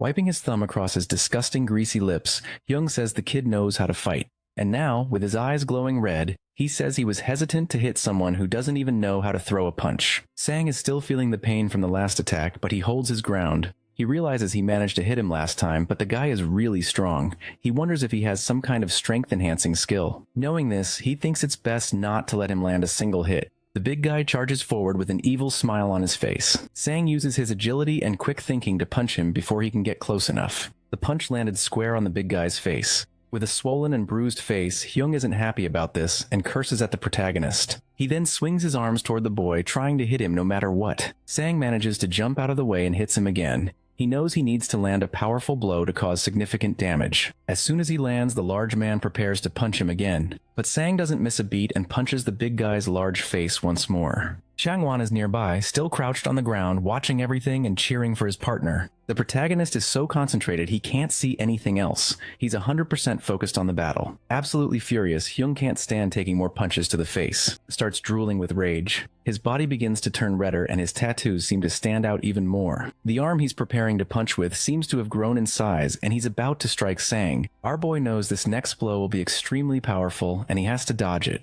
But to his surprise, a treacherous hand grabs his foot as he prepares to move. He looks down and sees it's Changwon cowardly holding his foot so he can't dodge. Now the boy is in a tough spot. He won't be able to jump or get his body completely out of the way. And the giant unloads all his rage in a tremendous punch right into Sang's stomach. He suffers immensely from this attack as if a rhinoceros had gored him in the gut. Hyana is devastated. She screams no as her eyes widen with worry. This attack sends our boy flying back into a nearby wall. He crouches down and clutches his stomach, struggling to breathe. But it's incredibly hard to draw a breath. The blow was just too powerful. Trying to stay calm, he knows he needs to regulate his breathing. His eyes remain locked on his opponent. He refuses to be defeated. But Hyung isn't done yet, and he readies another strike with his giant arm. The impact is tremendous, and a cloud of black smoke suddenly rises. But it's Hyung who's suffering the consequences of the impact. His eyes turn white and he gasps for air. Sang looks at his opponent, not quite understanding what's happening. And the one responsible for this is Hyana, who stands in a combat stance with her hand raised. The other two thugs are on the ground, cursing at the girl because no one expected this. She turns to them and they scream that she should have left and that she's an idiot. But out of nowhere, the clones appear and start attacking the two cheaters. The girl is surprised but also very relieved. One of the clones is right next to her. He's wearing a mask. Hyung gets distracted by the sound of the fight behind him and looks back to see what's going on. But Sang calls for the big guy's attention. He wipes the cut on his face and says he can finally breathe properly now. The bulky guy charges at the protagonist with hatred in his eyes. And our boy looks very confident at this moment. He uses the same technique he used against the instructor in the training field, using the wall as a foothold to dodge. As he comes back down, he passes the big guy and thanks him for serving as a practice dummy. And with the momentum he gained, he delivers a phenomenal kick right to the giant's head. After that elaborate move, Sang sits on the floor, panting and exhausted. But he's in much better shape than the big guy who's completely broken on the ground. His friends aren't in a much better situation either. A status screen pops up and Sang has gained muscular strength, speed, stamina, and dexterity. Furthermore, his cloning ability has temporarily leveled up. He can now make 3 clones. With his face all beaten up, our boy laughs when he sees he's gotten stronger. As soon as he relaxes a bit, his body gives out and he lies down on the floor. The 2 clones and Haeon come running to see if he's okay, but Sang is smiling, feeling victorious. Later that night, the city is all lit up by streetlights and houses. Haeon's hand is bandaged, and Sang asks why she didn't run when she had the chance. She says that if she hadn't been there to help him, it would have been much worse, and he confirms it with a shaky voice. The girl said she was surprised because she didn't believe the famous Supreme Hunter was Sang's clone. The clone gets all smug and proud, and the protagonist walks over to him. He asks her not to go around telling people, and she asks why, wondering if he doesn't want to be famous. Sang says it could attract negative attention, so she promises her lips are sealed. They arrive at the girl's house, and she seems a bit disappointed, wanting to talk more. The protagonist asks if her hand is okay and if she'll be able to hold a pen, but she shows him it was her left hand. Playfully, she asks if it wouldn't be a good idea to reduce her homework since she's injured, but he asks if she didn't already finish it all at the library. Upset, the girl laments that he has such a good memory at times like these. Sang puts a hand to his face and thanks his student for everything she did for him today. He figures he only won because she stopped his opponent at the right moment. Blushing, the young woman says she played a very important role today. She teases him, saying he should thank her over a meal, not on an empty stomach, basically inviting herself to dinner. Looking at him with a very determined gaze, she says that taking her to dinner will be a promise. The two say their goodbyes, and the girl goes into her house. Pleased, Sang says he'll make sure his student eats plenty of meat. He continues on his way, satisfied, but the 2 clones are staring at him with wide eyes. The protagonist feels watched and gets a little uncomfortable. He tells them to stop slacking off and get back to work, but they explain it's already late and the training grounds are closed. So the boy crouches down and picks up a stick, giving them a cute smile. He hands the sticks to his clones and says they can train in the park in the meantime. 1 month later, we're on the street where Agent Junmo works. He's on the phone with Sang asking how the plan is going. The boy replies that it was a success. The protagonist is with his clones and says that he can now hit a target with a pistol and can also create a third clone. Junmo asks if this means he can learn things even faster. And looking at his status screen, we can see just how much he's evolved in that time. He tells his agent that he has a surprise in store for him. Although it's a bit sudden, he asks if Junmo can secure 3 rank E hunting grounds for tomorrow. Proudly, the agent says he'll get them no matter what, leaving Sang very satisfied. He asks for the schedule, and the boy replies that he'll have them exercise in the morning and hunt in the afternoon. Hanging up his call with the agent, he looks at his 3 clones. He decides that one will train upper body, another lower body, and the third will do cardio.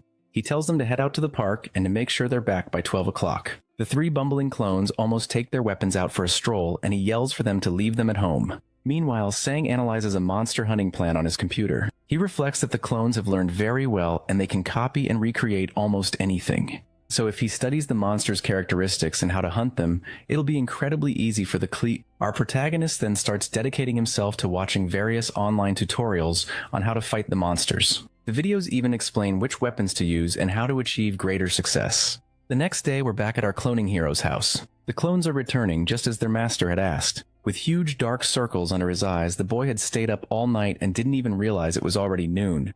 While he's dying of exhaustion, his clones are full of energy. He tells them to shower and go eat. As the clones take off their armor, he thinks about the various monsters he has already researched. He decides to analyze each one's hunting progress and learn about mana during the break. Sang gets a message from his agent who says he'll be at his house in 10 minutes. The clones are stuffing their faces when he tells them they need to get ready after they finish eating. The agent and the boy meet at the entrance of the building as planned. The 3 clones, prepared like this, give off a frightening aura that both Junmo and Sang noticed. The efficient agent managed to secure 3 training grounds, all located close to each other. Our protagonist thanks him and asks him to look after the clones because this time he isn't going. He decides to participate using his familiar skill and is going to train his mana breathing technique. The car starts and they are ready to begin the mission. Sang puts his hands on his hips, ready to start doing his part. The boy puts on some background music with instructions to help him concentrate better. He breathes slowly, performing all his movements with great caution. Sitting in a cross-legged position, a blue aura surrounds him and he is completely focused. The instructions say it's good to remember what he feels when he uses his skill, and he starts to focus on that. He remembers that when he used the familiar skill, it felt as if energy was leaving his body. With his eyes closed, he breathes and feels the energy circulating through his body. His breathing is completely controlled, following the voice from the audio instructions. Then he starts to feel something different in his chest. It's as if all the energy is concentrated in the center of his body, flowing slowly. His body is like a universe filled with infinite constellations of power. Abruptly, he opens his eyes, feeling this entire sensation, and then a status window pops up. He has received the meditation skill, which increases mana recovery. Meanwhile, in a hunting ground, a wounded man is crawling on the floor, surrounded by several dead monsters. The warrior is badly injured and doesn't understand how such a strong monster could be in a rank E dungeon. A creature with extremely sharp teeth is chewing on the remains of an alien fish. The wounded man says he needs to report this to the authorities urgently. This monster seems to be far stronger than what this area should allow. In desperation, the man looks at the reflection on his bracelet and he realizes there's a monster's shadow right behind him. The cursed creature closes in fast, ready to end the poor man's life. A terrifying scream can be heard, even from outside the dungeon. Junmo's car door opens. He arrives at the last hunting ground he was able to find for the clones. The agent explains that this location has alien fish, and they're known for their powerful jaws. One of the clones closes the car door, and Junmo tells him to be careful during the hunt. He pulls out his cell phone and informs Sang that he has dropped all 3 off at their respective locations. Excited, Junmo thinks that the fact that someone can hunt in 3 different places at once is truly extraordinary. And depending on the results of this hunt, the hunter industry might start to cause a stir. Meanwhile, back at Sang's house, he's feeling pretty smug because he's already obtained the mana breathing skill. But he soon makes a sad puppy face when he discovers that mana breathing and meditation are different skills. Scratching the back of his neck, he figures it's harder to get the mana breathing skill. And then he grabs his phone and sees the agent's message, letting him know the clones have arrived. Focusing, he decides to use his familiar skill to see how the clones are doing. We see a giant rat get hit right in its huge teeth. The sight startles our protagonist, who can't help but let out a scream. It's clone number 1 who is hunting this absolutely disgusting rat. Apparently, there haven't been any problems with the hunt so far. The guides were a big help. Other disgusting, resting rats come rushing forward. Sang decides to watch and see if the guides were really useful. He remembers what he watched in the tutorial, that rats are one of the most annoying rank F monsters. The man explaining about the rats says he suggests hunting them in groups, but when you have no choice but to go alone, there are other ways to do it. First, since they charge in a straight line, it's a good idea to keep your distance and shoot. And that's exactly what number 1 does. He keeps his distance and just keeps firing. But when it's not possible to kill them all with gunfire, you'll have to engage in close quarters combat. The rat skulls are very hard, so it's necessary to attack a different spot.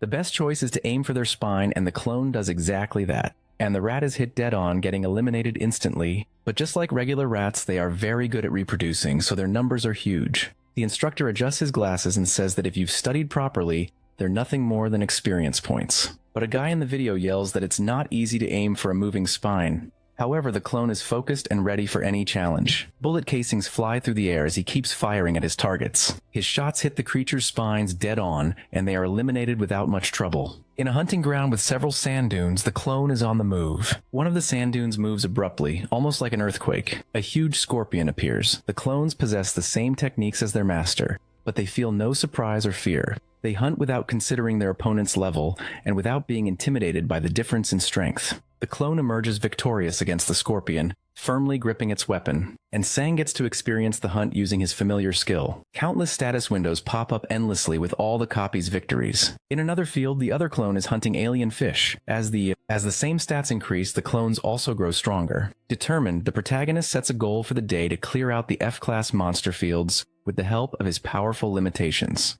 In the hunting ground, footsteps slowly approach. 2 hunters are talking about how extremely quiet the place is today, and that they haven't found a single monster yet.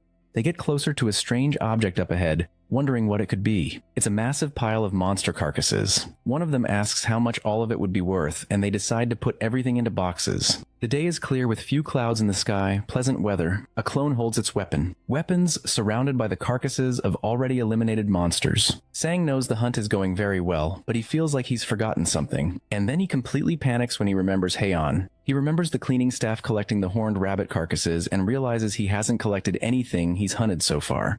Knowing this, he decides to send an order for the 3 clones to stop everything they're doing and go collect all the carcasses. But he wonders if someone might have already done it for them, and he can't help but shed a few tears of regret. Something suddenly comes to his mind, like a flash of inspiration. He notices there are alien fish carcasses that number 3 isn't collecting, but the clone says he wasn't the one who hunted them. But the greedy Sang explains that now is not the time to be honest, and that each one of them is worth good money. Number 3 approaches some of the fishy carcasses to collect them. It's a pretty disgusting scene because whoever hunted them chopped them up like baby food. But as number 3 is collecting the bodies, he notices something strange. He finds something else inside one of them. It's not part of the fish, and he asks if he should take it. When Sang sees it, he's horrified and his eyes widen. That is a human arm already starting to decompose. But while he's digging through the dead monsters, something moves behind number 3 and he notices the movement.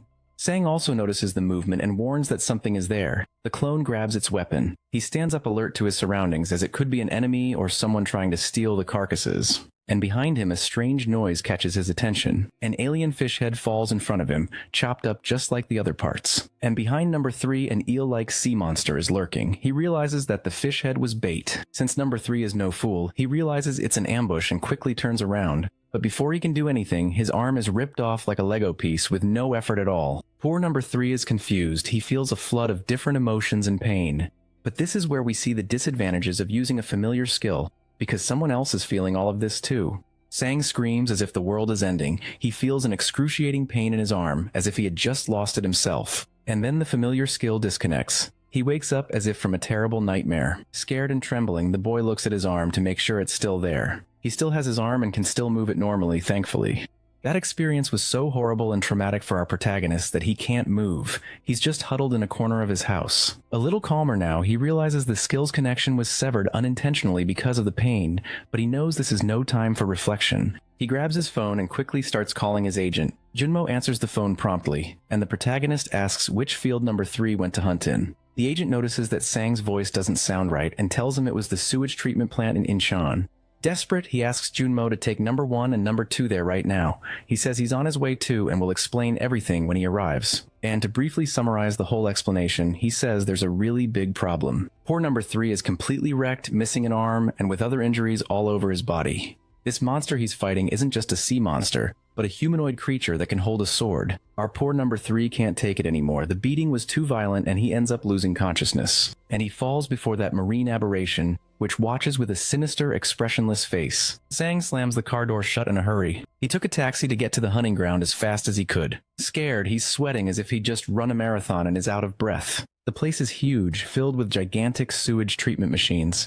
Our protagonist realizes he's been disconnected from his clone number 3, and unfortunately, he still has to wait a long time before he can use the skill again. The guards at the site ask him to show his ID bracelet. He does and passes through the blockade. To the boy's relief, the agent is already there. They meet up. He also managed to bring clones number 1 and number 2. Sang then explains that number 3 has disappeared, and before that, he saw a very strong monster there that wasn't an alien fish. The monster had the head of a fish, but the arms and legs of another monster. Junmo's eyes widen at this description, very concerned. He explains that they'll need to alert the authorities and temporarily close the area because that monster is known as the Fishman. And it's a D rank. Even a full party of E-class hunters would be no match for this atrocity. Sang asks him to alert the guards to prevent other hunters from entering, but not right now. He orders him to do it only after his clones have gone through the portal, which leaves Junmo perplexed. Scratching the back of his neck, Sang says they can't just sit around and wait for the creature to die. Smiling with a confident look, he asks his agent to trust him, just as much as he trusts his clones.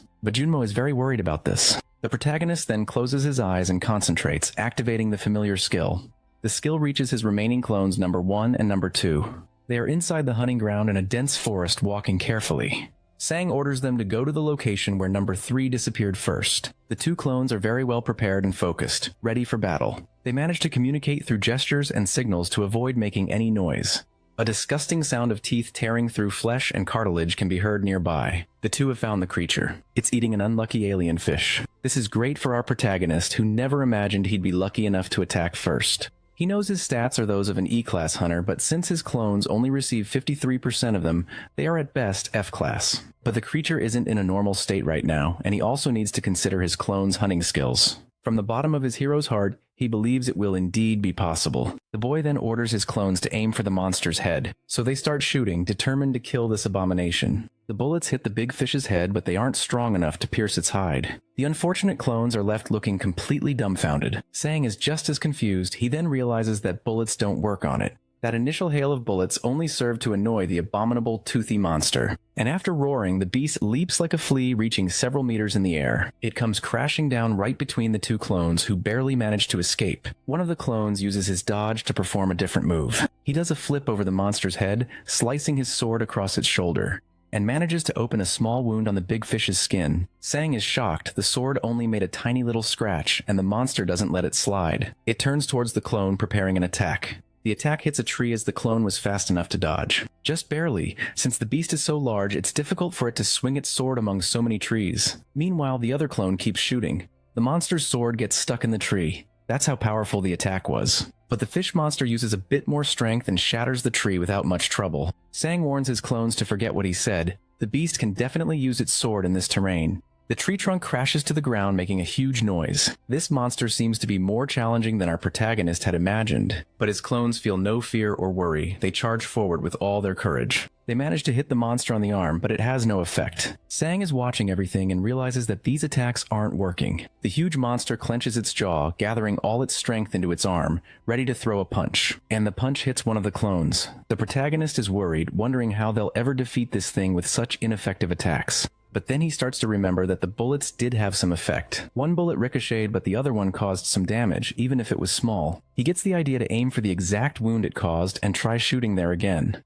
With his skill, he manages to hit the exact spot and the monster feels it. Sang realizes it was a brilliant idea, and so now he knows the plan: fill the big fish with bullets. Despite being wounded, the beast is still standing strong and charges at them with a punt. Both of them manage to dodge by jumping, and they continue to unload their ammo on the monster.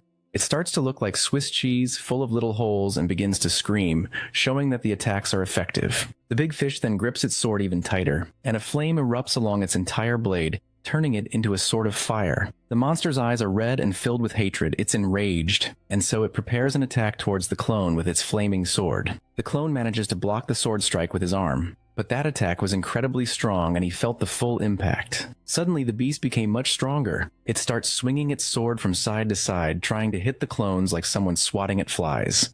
Sang wonders if the sword is the reason it got stronger, that it's reacting to its body. The protagonist believes this means the monster is badly wounded and has temporarily powered up. Meanwhile, the fearless clone strikes at the monster's chest, causing a wound.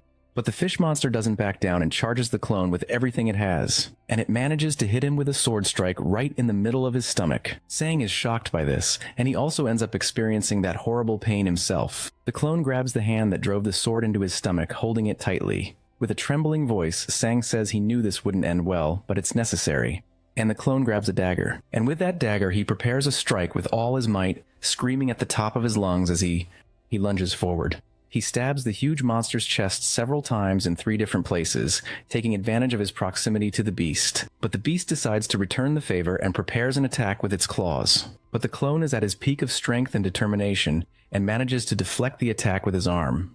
And fueled by that flame of determination, he continues his assault. The big fish is no longer at an advantage and looks for a way to get away from the clone. With its gigantic foot, it prepares its next move, raising it towards the boy, and it lands the kick square on, pushing the clone away from its body. Wounded, the boy clutches the injury in his stomach, trying to endure a little longer. But the monster isn't finished yet and charges again with its flaming sword. However, the other clone throws himself in front of the attack in a heroic display of teamwork. And before the big fish could land its deadly attack, he lunges at the villain with his dagger. The moment is tense, and the distance between the fighters is dangerously short. Many blows are about to be exchanged. But the clones, in an agile and clever move, manage to strike the big fish's body at the same time. That blow was enough to make the monstrous amphibian feel the full force of their teamwork. And with its huge body badly wounded and more riddled with holes than Swiss cheese, the enemy is no longer so vigorous. It falls to its knees, making a loud thud since its body is so heavy. And finally, it collapses completely, face first on the ground, defeated on the battlefield. The clones are tremendously injured but victorious. They are so exhausted they can't take another step. One of them collapses, lying on the ground. The one on the ground looks at his weapon. The bullets are gone. It was enough for today's hunt. They're so exhausted that Sang feels like he's going to die. Meanwhile, the clone notices something. Footprints have formed on the ground, made from all the red liquid that was splattered everywhere. The clone's eyes go wide as if he's just seen the most terrifying ghost of his life. Apparently, that abomination isn't dead. Sang orders number 2 to follow those tracks. But he realizes the tracks are heading in one direction towards the portal's entrance. Now, outside the hunting ground, a guard informs a hunter that a monster has appeared, so he won't be able to enter. The man complains that he wasted time choosing his team, but the guard insists that it's impossible for them to participate. Junmo watches the scene and thinks that Sang needs to hurry up. Then he hears a strange noise coming from nearby. The local guards realize something strange happened at the portal and call to gather the forces and inform the chief. The monster Sang was fighting appears, heading quickly towards the portal. It's full of fury and has no patience for small talk. It prepares an attack aimed at the guards. The security guards try to shoot to stop the thing from getting closer to the portal. But instead of stopping it, the bullets have no effect, and it begins to transform its sword. And the big fish manages to reach the portal, attacking the guards who are no match for it. Still inside the hunting ground, clone number 2 is determined to follow the runaway creature. He readies the weapon in his hand, preparing to throw it, and he throws it with all his might at the monstrous amphibian's back. Meanwhile, from inside the portal, Sang emerges holding a knife and also lunges at the beast. Using all of his strength, he charges the beast, and he manages to plunge the knife right into the monster's head near its eye. This makes the beast scream in pain, and the soldiers standing around are paralyzed, watching the terrifying scene. Sang gathers all his physical strength into his arms and uses both of them to drive the knife in deeper. The soldiers look like they've seen a ghost, with their mouths wide open and eyes bulging. Our protagonist manages to bring down the huge beast, which falls onto its back with him still on top of it.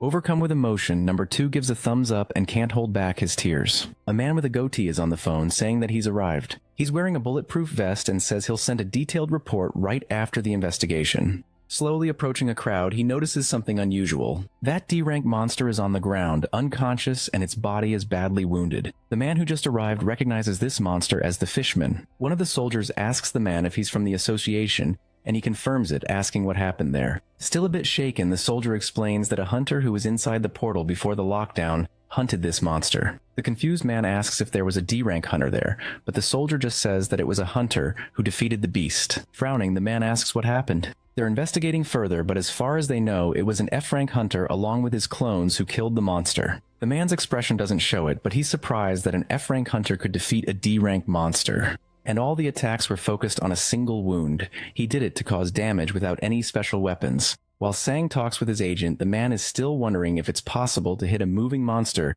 with such precision. The mysterious man glares at the protagonist and his agent with an unfriendly look, and he decides to first check if there are any other D-rank monsters left in the portal. The fish monster's corpse is still there. Sinisterly, it still keeps its huge eyes wide open. Approaching the portal, the mysterious man wonders what he should explain to the association. Meanwhile, the protagonist is checking out new skills he's gained. One of them is Dash, which increases movement speed. Another is Projectile, which increases attack power when using a pistol. He unlocked Regeneration, as well as the Strike skill, which applies all his strength into a single blow upon activation. On top of that, his Strength, Dexterity, and Endurance stats have also increased. While cleaning his wounds, he realizes he's loaded with new skills this time, and he wonders if his clones, number 1 and 2, managed to survive thanks to the Regeneration skill. The clones got hurt, but Sang believes that letting them heal on their own will help increase his Regeneration stat. Junmo praises the protagonist for defeating a D-rank monster, and he gets a little embarrassed. The agent says he thinks he could even hunt an E-rank monster by himself without any problems. And talking about it, the boy remembers the monster's short sword. He walks over to the monster's body and says it had a sword that absorbed the red liquid from its body. Sang goes to get the sword and says the beast went crazy with red eyes and got much stronger after the sword absorbed the liquid. But before the boy can grab the sword, Junmo stops him, saying it's better to have a clone do it since it might be a cursed item. Worried, Sang asks if he can't use cursed items, and the agent explains that these items can be worth a lot depending on their effects, which gets the boy super excited. He then agrees to have a clone get it later, and in the meantime, the collection team will take the beast's body. Also, he remembers to ask his agent if an item he took from the beast's head is also expensive. He pulls a strange item from his pocket and shows it to his agent. Junmo's jaw drops. He's that impressed. It's a large red stone the size of Sang's hand, but unfortunately it's a low-level gem, in other words, a worthless item. The boy is so excited that it's hard for Junmo to burst his bubble. He explains that it's a cheap item that increases stats, but it can't be used on a person because there are too many side effects. Poor Sang's hopes are crushed after this explanation, saying goodbye to the cash. But the agent explains that the other items could indeed be worth a lot, so he shouldn't feel bad about it. So the protagonist asked him to take care of collecting the items and thanks him. Back at the protagonist's home, Sweet Home, he opens the door to his house. The clones are leaning on each other to walk. They get home and can hardly believe everything that happened. He decides to summon number 3 again and tells the other 2 to rest. Sang concentrates to activate his skill and summon another clone. And just like that, another Sang appears right in front of him, brand new. He hands the clone his equipment and tells him to go train. He also changes his clothes since they were disgustingly dirty. And then he sits on the floor, ready to see what he's got. A sword and a stat-boosting stone. These are the items he got himself. He picks up the stone and starts searching on his phone. It's a strength gem. Just as his agent explained, it can't be used by a person, and if used by a summoned entity, it turns into a monster. Even though it increases the strength stat by 0.05, this side effect bothers our boy. He knows that normally injuries and other stats on the clones don't affect him, but he knows there's a chance that the one who turns into a monster might not be one of them. And in his imagination, he pictures the scene, he has an alligator head, and is calling for his agent. The agent gets so scared he shoots him right in the head. Total chaos. So he puts the stone back on the floor and decides not to use it for now. He turns his attention back to the new sword he got, but he remembers what his agent instructed him. Have a clone touch it first in case it's cursed. Since it's in a box, it wasn't a problem to bring it, but he'd like to use it once before selling it. So he orders number 2, who's in the best shape among the clones, to pick up the sword. Obeying his master, the clone approaches the box where the sword is and extends his arm. Then he picks it up and raises it high. Sang watches impressed. Number 2 is still holding the sword and he hasn't exploded or turned into a frog, but he says he can hear a voice. Sang asks if it's coming from the sword. So to hear exactly what his clone hears, he activates the familiar skill. It's a hideous voice, like a machine gun rattling off orders, demanding death in red liquid. The voice was so loud and jarring that the familiar skill deactivated. The boy's ears are aching. Even though it's really loud, the voice doesn't affect the clone. Sang wonders if it would affect him if he held the sword. He then decides they will use it for now and the clone agrees. Suddenly a status window pops up saying that regeneration has been increased. The protagonist looks at his resting clones and realizes this is helping the regeneration skill. But he's worried because he'd have to take them hunting and they're completely worn out.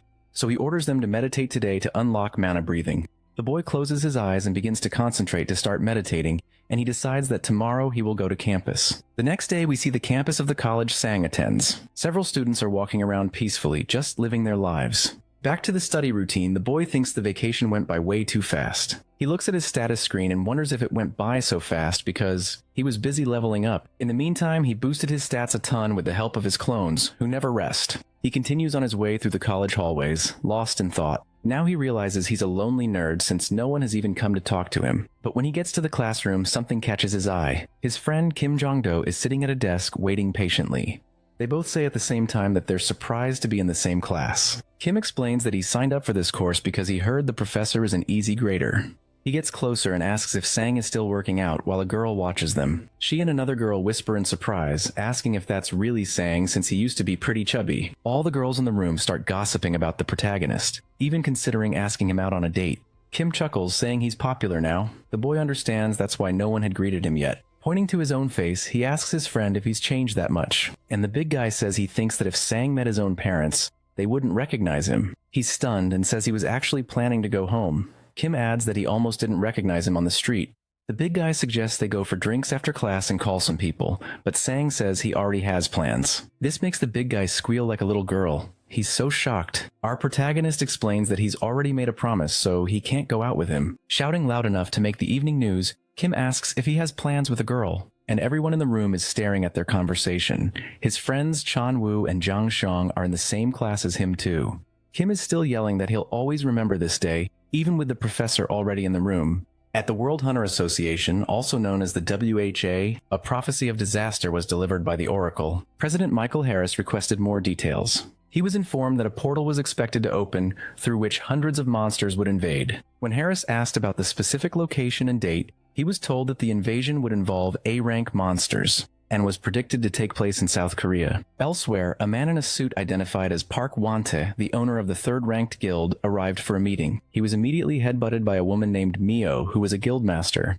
Mio told Park Want that he had grown his mustache to flirt with her and that she found it appealing. Afterward, the two of them entered the meeting room.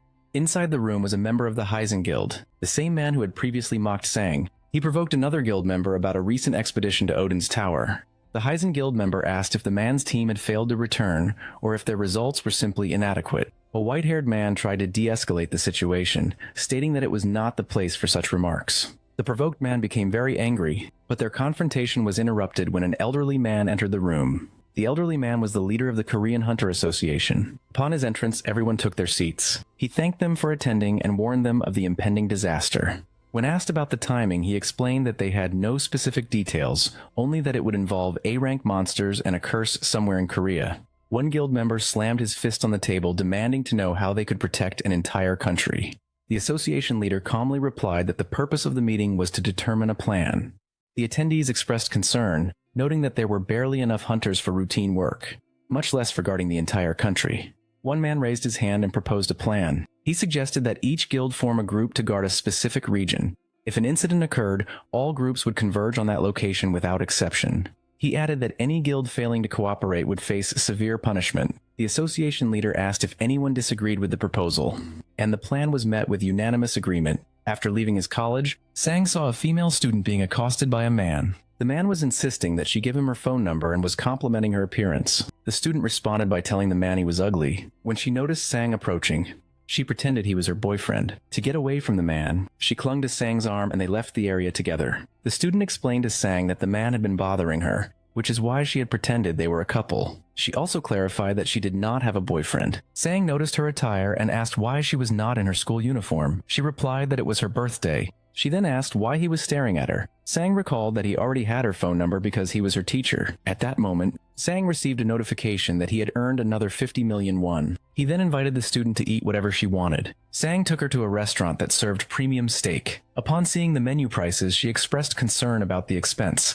Sang told her not to worry, claiming his boss was paying for the meal, and ordered another round of food for them. While they were at the restaurant, an emergency warning appeared on a television screen. The broadcast announced that a monster portal breach was in progress in South Korea, specifying that their region was affected. Elsewhere, his college friends were disappointed that he had missed their party, speculating that he was out with a girl. Shortly after, they saw Sang, who appeared to be in a very good mood. At that moment, everyone received a disaster alert on their phones. Sang encountered his friends, who questioned his presence, and accused him of skipping their get-together to be with his girlfriend. The young woman with Sang became visibly flustered by the accusation. Sang clarified that she was not his girlfriend, but his student, explaining that he had bought her a meal as thanks for her earlier help. He then introduced everyone to each other. One of his friends, Daladol, gave the student a gift of meat, telling her to share it with her parents. She thanked him for the gesture. Sang's other friends observed the interaction, impressed by his comfortable demeanor. The student seemed surprised that their time together was over. Sang explained that with the disaster alert in effect, her parents would likely be worried about her. His friends suggested they spend more time together, but Sang insisted that everyone should return home immediately for their safety. His friends agreed and departed. As he left, Sang observed other people leaving a bar, drinking and laughing, which made him wonder if he was overreacting to the alert. Sang then received a phone call from a man named Junmo, who asked if he had heard the alert. Sang confirmed he had and asked for more information. Junmo revealed that the alert was expected to last for 3 months, because the location of the monster appearances was unknown. He added that the creatures were anticipated to be extremely dangerous, potentially including A-rank monsters, and that an appearance in the capital would result in a high number of casualties. Sang questioned why the public was not being warned more explicitly if the threat was so severe. Junmo explained that the government could not shut down the national economy for 3 months, as it would lead to the country's collapse. Upon hearing this, Sang understood the underlying motive. He concluded that the vague announcement was a tactic by the Hunter Association to avoid responsibility, allowing them to claim they had issued a warning if a tragedy occurred. Junmo advised Sang to go to a shelter as the hunting fields were temporarily closed. After the call, Sang checked on the status of his clones. Clone 1 reported that it was fine, while Clone 2 responded that it was heavily damaged but not destroyed. Noticing that his skill's cooldown had finished, Sang chose to resummon number 1. He dismissed the existing clone and summoned a new one to replace it. Sang traveled to his parents' home. When he opened the door and announced his arrival, his mother did not recognize him, due to his changed appearance. He had to state his name, Sang-woo, before she acknowledged him. His father also had to look closely before confirming it was his son. Soon after, his sister Kyungdu appeared. She remarked that he should have greeted her first. Initially, Sang did not recognize her either. Their mother invited him inside, but then asked about the masked individuals accompanying him. Sang explained that they were not his friends, but his clones. Sang and his identical clones enter his family's home. He confirms to them that his ability is cloning and explains that he awakened his powers 1 month ago. His mother expresses surprise, saying she never expected her son to become a hunter, while his sister reacts with great excitement. His father simply acknowledges that there is now a hunter in the family. Sang states that he no longer wanted to keep his abilities a secret, but his mother immediately interrupts, warning him that his new role is dangerous. To reassure her, Sang explains that his clones are the ones who do all the fighting. He clarifies that he is never in any personal danger and tells her not to worry. Following this conversation, Sang urges his family to prepare for an evacuation.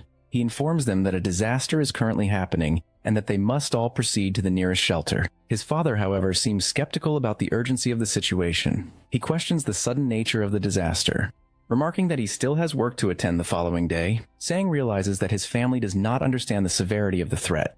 Their calm behavior indicates they believe it is a minor incident involving only a few monsters. Since his family still needs to pack their belongings, Sang decides to stay home with them for the day. He lies to them, stating that he received a message that his classes had been cancelled. Later, the family begins to prepare dinner using meat that Sang had brought home.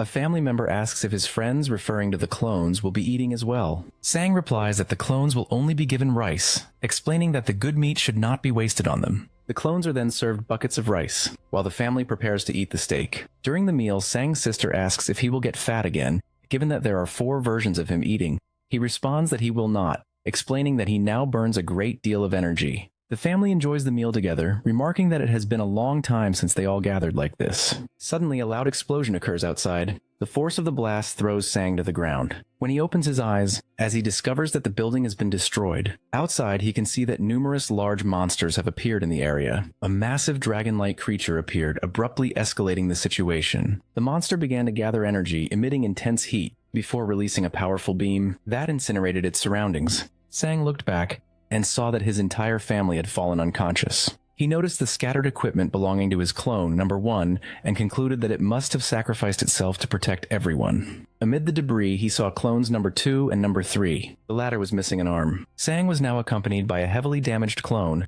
another with a missing arm. He informed his father that a portal had opened, which was the source of the chaos. The city streets were filled with destruction. A large green monster held a person, preparing to eat them, while other civilians were crushed under cars. Winged creatures flew through the sky, carrying people away. Sang began packing a supply bag, and placed a piece of armor on his sister. His sister then inquired if the clone with the missing arm was all right, and Sang assured her that it was fine.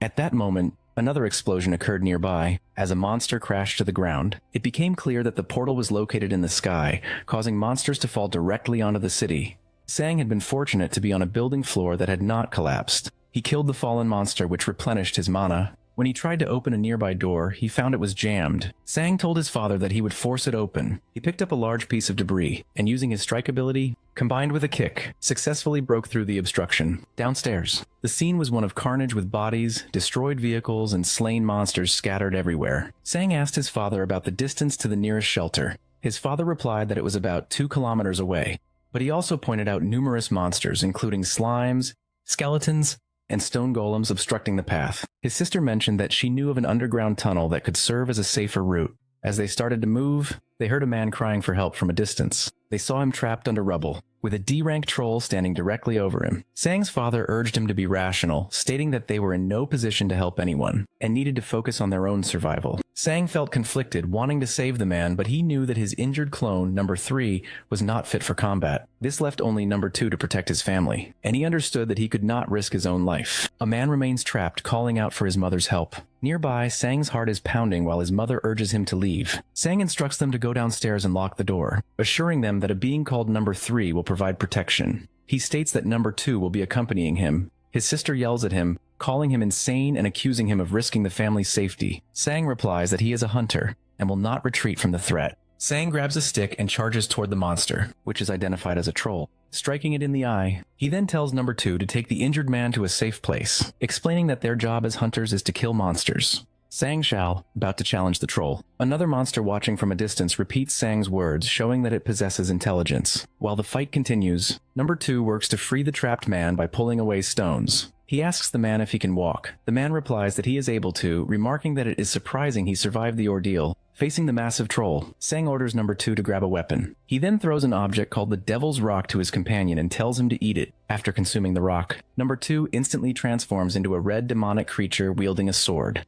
Sang asks the transformed being if he is still an ally, to which the clone confirms that he is. The large troll appears confused by the sudden transformation. Simultaneously, Sang experiences a significant increase in his strength stat, with no apparent side effects. He prepares to confront the troll by himself. The troll drags its mace along the ground, before throwing a boulder, which Sang dodges. The creature then attacks with its giant hand, and swings a sword, badly injuring the clone. As the troll attacks again, Sang charges directly at it, noting that it is slower than a previous enemy. He managed to strike the troll in the face, but the monster regenerates its hand and blocks the blow. The troll then strikes Sang, tossing him aside. Sang identifies the monster's regeneration ability as the main threat, and orders his second clone to disable its legs. The clone slashes the muscle in the troll's leg, forcing the creature down to one knee. Sang takes the opportunity to stab both of the monster's eyes with precision.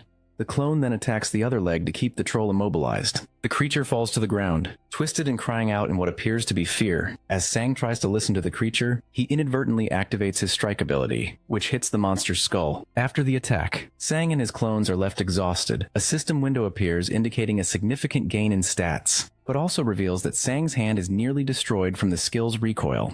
Sang stands up and states that it is time to find his sister. He then notices his phone is missing and asks his second clone to return it. Suddenly, another explosion signals the approach of more monsters. The scene descends into chaos. Spaceships fly overhead, armies arrive, and a giant Godzilla-like creature continues to destroy the city. Projectiles that are identified as rank 9 magic from the Red Flame Guild strike the creature's head. Motivated hunters, including a confident man named Magnor, arrive to join the battle. A voice from a ship announces their arrival at the scene. A hatch opens, and Park Wana, the leader of one of the top 3 guilds, emerges. On the ground, a tank aims its heavy weapons. A man runs up to the newly arrived group, yelling that the giant creature is getting away, and that too many hunters are already focused on it. He suggests they find a different objective. The battlefield is littered with piles of bodies and figures in golden armor. Amidst the chaos, some people are celebrating while others are weeping. One man is seen grinning widely even though he just lost his partner. The narrative notes that he was a scumbag. A group of survivors is found surrounded by a gang. Sang and his squad are revealed to be their protectors. Observing from a distance, Park Wanta is impressed that Sang is holding his ground.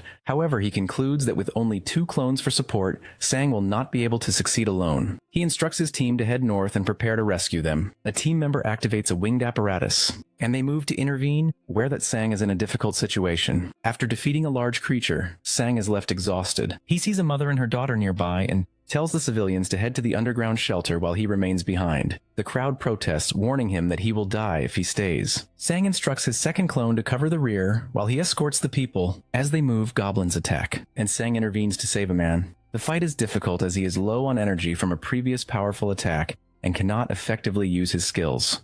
A group of large black bird-like monsters then appears. Sang dodges a projectile of fire or smoke launched by one of the creatures. The attack heads toward the civilians, but Sang orders his clone to use its body as a shield to protect them. Before the monster can launch another attack, a different entity, a giant tiger, descends and crushes it. Drained of all his energy, Sang collapses when he regains consciousness. He sees a man standing before him. The man lightly handles his sword, and the head of a nearby monster falls to the ground. He is identified as Wanta, the leader of a guild. The man asks if everyone is alright, and Sang asks for his identity. Meanwhile, in the underground shelter, Sang's sister declares her intention to go find him. His third clone stops her, stating that it has not been given an order to allow her to leave. She tries to force her way past, but the clone is too strong. Her parents urged her to stop, but she expresses her concern that something is wrong because Sang has not yet returned. Her father states that he realized Sang was a hunter and that they must now trust in him. An unidentified person begins banging on the shelter door, crying out for help. The occupants are reluctant to open it because access is protected by a passcode known only to the building's residents. Sang's sister, believing the person might be someone Sang rescued with a message, opens the door. An injured individual seemingly under enemy control rushes inside. This intruder is revealed to be a screaming firefly, a Class B monster. The shelter descends into chaos as everyone flees. Sang's sister finds herself face to face with the creature. The third clone, which is still missing an arm, moves to protect her. It attempts to stab the monster in its forehead, but the attack is unsuccessful, and the clone is impaled. The monster's strike passes through the clone, and impales Sang's sister as well. The parents are in distress as their daughter collapses onto the floor. Clone 3 grabs a weapon and activates the emergency fire sealing system. She then kicks the monster outside and locks the door to protect everyone else. Elsewhere, Park Wana approaches Sang. He apologizes for his late arrival and offers a hand to help Sang to his feet. Sang recognizes Park Wana by name but is surprised by the man's immense strength. Sang introduces himself and expresses his gratitude for being saved. In return, Park Wana thanks Sang for having saved so many people. The surrounding survivors praise Sang for his actions, and he responds with modesty. Park Wana tells Sang to calm down, recalling that he saw Sang vanish just as he arrived. He wonders about Sang's identity and the nature of his power. He then asks Sang if he is a hunter. Sang confirms that he is, but explains that he is new to the role. Park Wana then asks Sang to reveal his ability. Sang hesitates, reluctant to share this information, but feels indebted to the man who saved him. Just as he is about to speak, he suddenly loses his mental connection to his clone number 3. Realizing what this means, Sang grabs the sword from the ground. He shouts that his family is in danger and immediately runs off in their direction. Park Wana understands the situation is urgent. He instructs the rescue team to remain behind and escort the survivors to safety. As Sang runs at full speed, the demon's sword he is carrying begins whispering commands to him, urging him to kill. He struggles to maintain his composure while activating his dash ability. In another location, a man with a mustache loads a fire bullet and shoots it at a massive monster, but the attack has no effect. Other hunters attempt to concentrate their magical attacks on a single point on the creature's body, but their combined efforts are also ineffective. A hunter using a poison-laced sword finds that he cannot penetrate the monster's hide. The group begins to understand that they must cooperate to defeat the beast. Just then, a new individual arrives and dismisses the idea of teamwork. The other hunters ask what he is doing there, and he replies that he is only present for the monetary reward. He declares that someone with his level of power does not need to cooperate. As he speaks, he launches a powerful attack that resembles a shower of meteors. Meanwhile, inside the shelter, Sang's father attempts to stop his daughter's bleeding, calling out for an ambulance or any form of medical help. Sang's mother is also in distress, as the girl's condition appears to be critical. Suddenly, there is a spark at the shelter door, and Sang's father sees that something has burned its way through the seal. A small monster has entered the room. Lying wounded on the floor, his daughter urges him to run. The cursed firefly monster then begins to speak through the girl, using her voice to beg not to die. The parents remained with their daughter. As another individual arrived on the scene, Sang and his father made eye contact. To his father, Sang appeared completely different, as if he were possessed. The sight of his injured sister on the floor caused Sang to become enraged again. After a brief moment of calm, Sang sprinted forward and slashed at the monster, successfully severing one of its arms. However, he was also struck in the exchange. Sang writhed in pain, while the monster seemed to take pleasure in his suffering. As had happened in a previous encounter, the sword caused its wielder to become more unstable as it was exposed to more blood. Before the fight could resume, the monster, which possessed numerous legs, closed the distance and confronted Sang directly. Suddenly, a colleague intervened, saving Sang from the immediate threat. Another man named Wanta also arrived. While the monster was still present, Sang collapsed into Wanta's arms. Wanta executed a flying kick. That sent the creature a great distance away. The female colleague who had first assisted Sang reported that his injuries were severe. It became clear that Sang was missing an arm and was entering a berserk state. The woman performed a mana transfer, but Sang's condition continued to deteriorate uncontrollably. Wanta asked about Sang's condition, and the woman replied that he was not doing well. She urged Wanta to kill the monster immediately. Sang, who was in critical conditions, weakly spoke.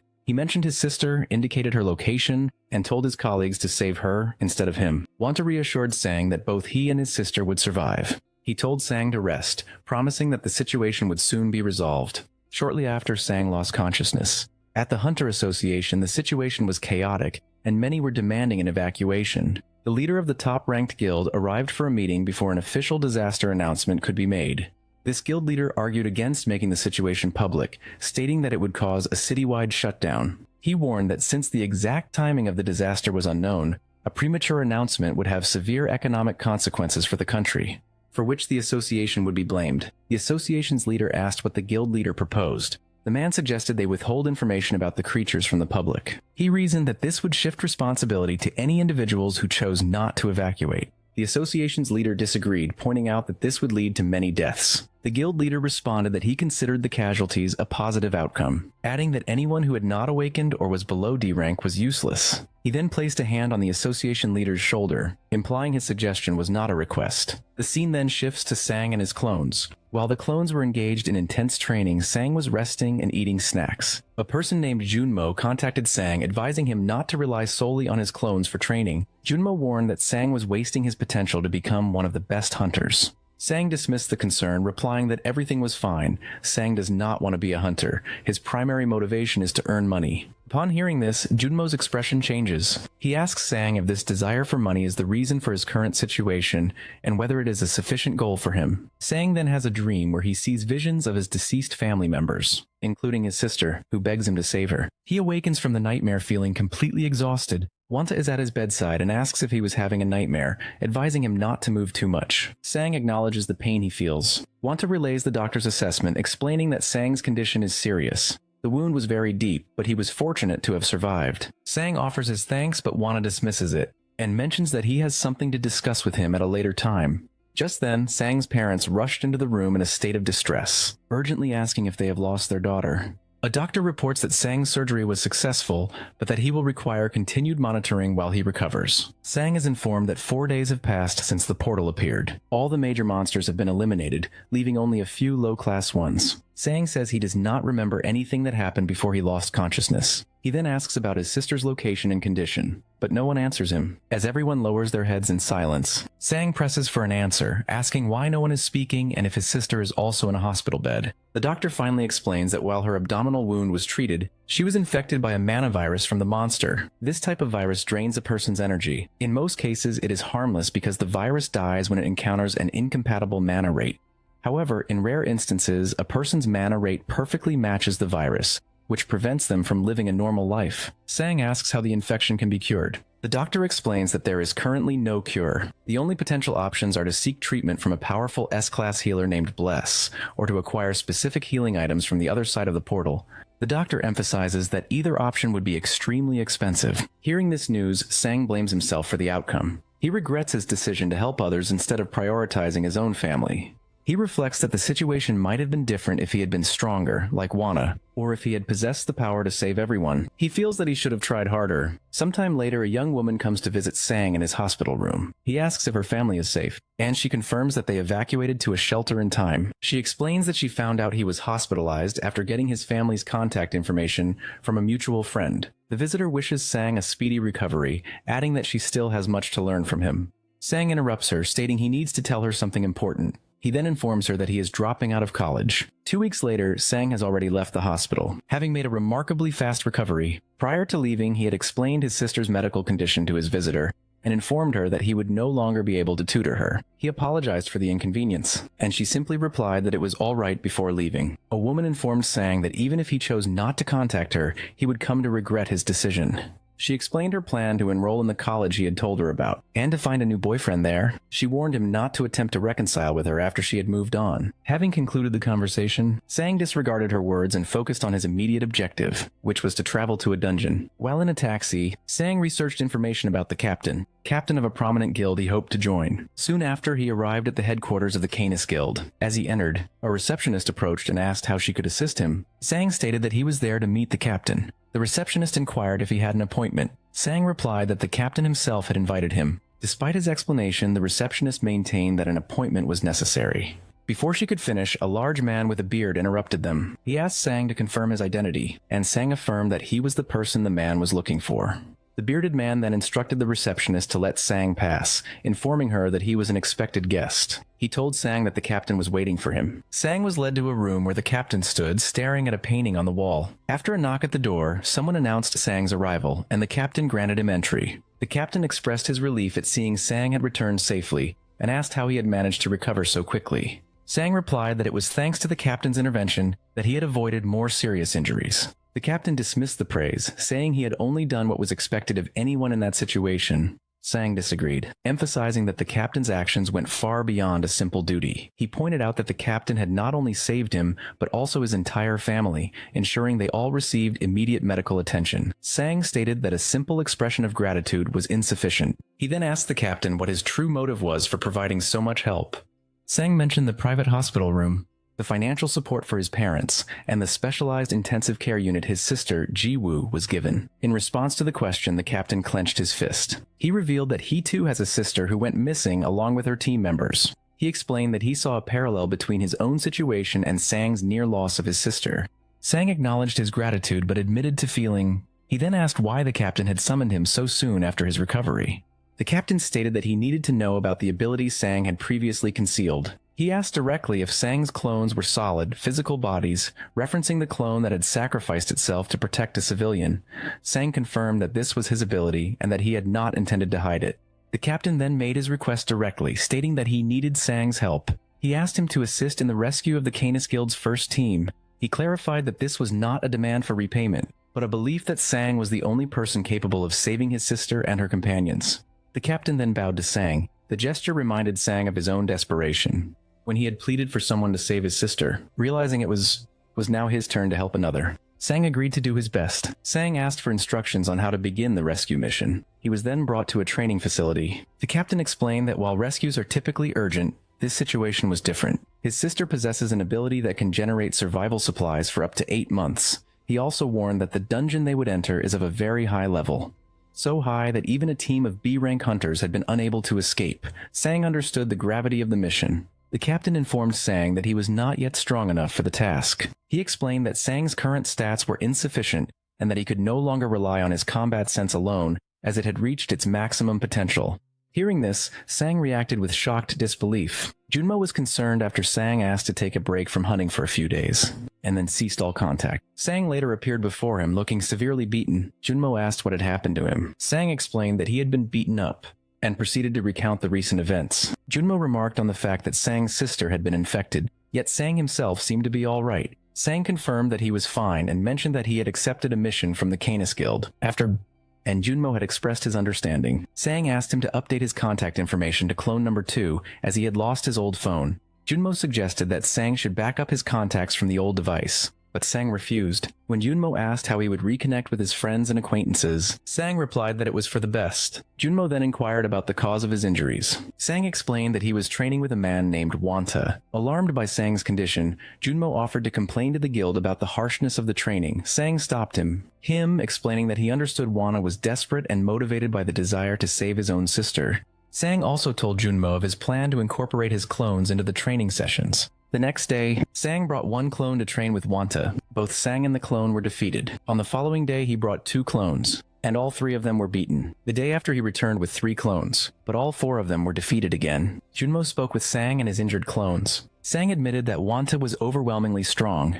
He explained that even mimicking his opponent's movements was useless because the difference in their power levels was too great. After some thought, Sang conceived of a new strategy and asked Junmo for permission to try it. Junmo gave his consent without knowing the details of the plan. The next day at training, Wanta asked Sang and his clones if they were tired of being defeated. He then observed that Sang had given his clones a substance, which had been supplied by Junmo. Sang and the enhanced clones now stood ready to face him. Wanta, also referred to as Taiwan, asked what Sang had done to the clones. Sang urged him to stop talking and begin the fight. After an initial exchange of blows, Wanta remarked that the fight was not as easy as he had anticipated. He noted that while the clones normally possessed half of Sang's stats, the substance had brought them to a power level nearly equal to his own. However, after landing a strike, Wanta pointed out that while the clones were now stronger, they had lost their key advantage of precision. Sang slashed through his opponents, reflecting that he had not become a monster. He then drew a firearm and shot at an adversary, but the man withstood the bullet. The opponent retaliated with his own attack, and declared that a mana bullet could not harm him. In response, Sang executed a complex maneuver.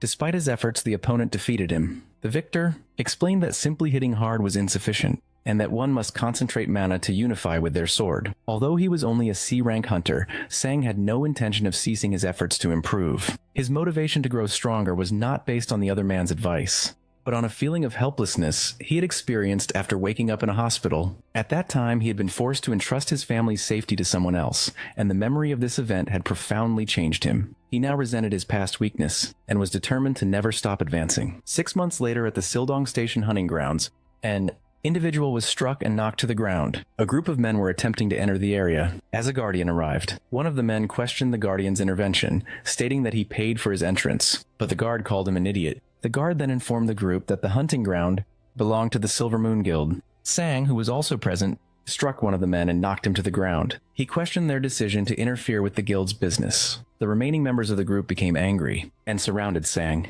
They identified themselves as D-rank hunters and asked if he believed he could face them all by himself. Sang questioned their assumption that he was alone and proceeded to summon his squad. The summoned allies swiftly defeated the group of hunters. Meanwhile, Wana visited Junmo late at night. Junmo asked for the reason for the visit, and Wana presented him with a document related to their business. The paper detailed Sang's initial statistics and showed his significant evolution over the past 6 months. Wanta remarked that Sang's growth made him seem like a different species.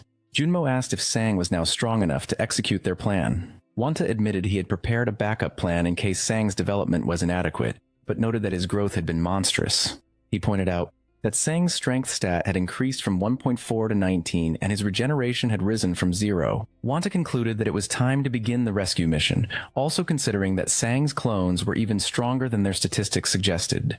At the dungeon entrance, Sang was engaged in a physical altercation with several individuals. A guard intervened and told Sang to stop, but Sang questioned the order, asserting that the others had initiated the conflict. He then instructed his clones to destroy one of their phones to prevent them from calling for reinforcements. Other hunters who witnessed the scene decided to avoid the trouble and find a different dungeon. Inside the Sildong Station hunting ground, Sang encountered an individual holding a gem. When questioned, the person identified themselves as a collector. Sang greeted the man, who recognized Sang and asked why he was there. Sang confronted him, stating that he was too weak to be in a D-rank dungeon, and that his equipment was not suitable for hunting. He then noticed another person also gathering items nearby, and deduced that they had been trapped by the Silver Moon Guild. Sang expressed no sympathy but demanded a full explanation of their situation, reassuring them that the guild members outside were no longer a threat. He showed the man a photograph of the defeated individuals at the gate. The man was shocked to see that Sang had defeated D-rank hunters. Sang silenced him and again insisted on an explanation. The man explained that in some dungeons, monsters fight each other, and the Silver Moon Guild traps weaker people inside to collect the items left behind. To be released, these individuals must meet a very high gem quota, which effectively traps them and can lead to significant deaths. He added that if anyone died while collecting gems, their death was simply dismissed. Sang then told the man he was free to leave. As the man thanked him and turned to go, Sang stopped him and instructed him to leave the gem he was holding. Sang took the gem and tossed it to his clone, number 1, ordering it to consume it. With the area clear, Sang decided to start gathering gems himself. His work was interrupted by a person running frantically from a C-rank monster. Just as the creature was about to strike, Sang pushed the person to safety. The individual he saved asked who he was, and Sang replied that he was their savior. As the monster drew closer, the person panicked, accusing Sang of leading the creature toward them. Sang told them to remain calm. When the person noticed the powerful physique of Sang's clone 8, they attempted to run away again. Sang grabbed them, preventing their escape and demanding they explain everything. While some observers reacted with terror to the appearance of a large creature, Sang's clones were already fighting it, causing several explosions. Sang himself remained composed, even when one of his clones was defeated. He questioned the clone, asking how it could have lost after consuming so many gems. He then instructed the clone to stay still, reminding it of the resources he had invested, and stating that he needed to concentrate. Without any hesitation, Sang drew a cursed sword and severed one of the creature's arms. He proceeded to attack the female creature with a relentless series of slashes, which seemed to confuse his opponent. The sword's curse began to affect Sang, triggering a memory of the monster that had killed his sister. He momentarily struggled to maintain his composure. The creature swung its remaining hand towards Sang, who responded by summoning 50 clones to intercept the attack. He then used the cursed sword to deliver a powerful blow, cutting down the attacking limb. Afterwards, Sang muttered that he disliked using that particular weapon. The young woman who had witnessed the fight asked if he had truly defeated the creature by himself. Sang confirmed that he had, just as he promised he would, before turning his attention to his primary clone. Sang approached his first clone and asked about its condition. The clone was badly injured and its wound showed no signs of healing. The woman explained that the creature's bone sword was cursed, which prevented any wounds it inflicted from closing. She told Sang that they would need a healer. The woman then inquired if the clone was actually human, and Sang confirmed that it was. The woman admitted that she had initially mistaken the clone for a troll wearing a cap. After a moment of hesitation, she handed Sang a potion and instructed him to give it to the clone, saying it would help.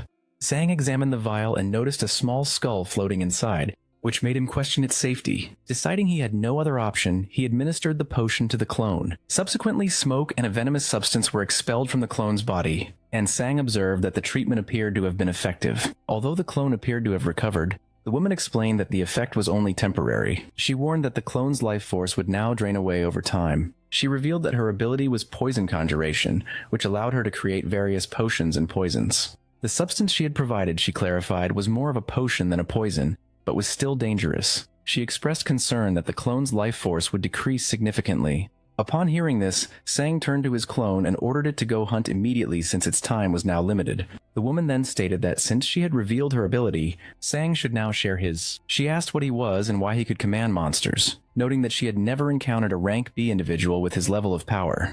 Sang corrected her, informing her that he was actually rank E. The woman expressed her disbelief and questioned how a rank E hunter could operate in such a dangerous area. Sang interrupted her, telling her to relax and asserting that he would be the one asking the questions from that point on. Meanwhile, at the Yahello Guild's warehouse, several members were moving boxes.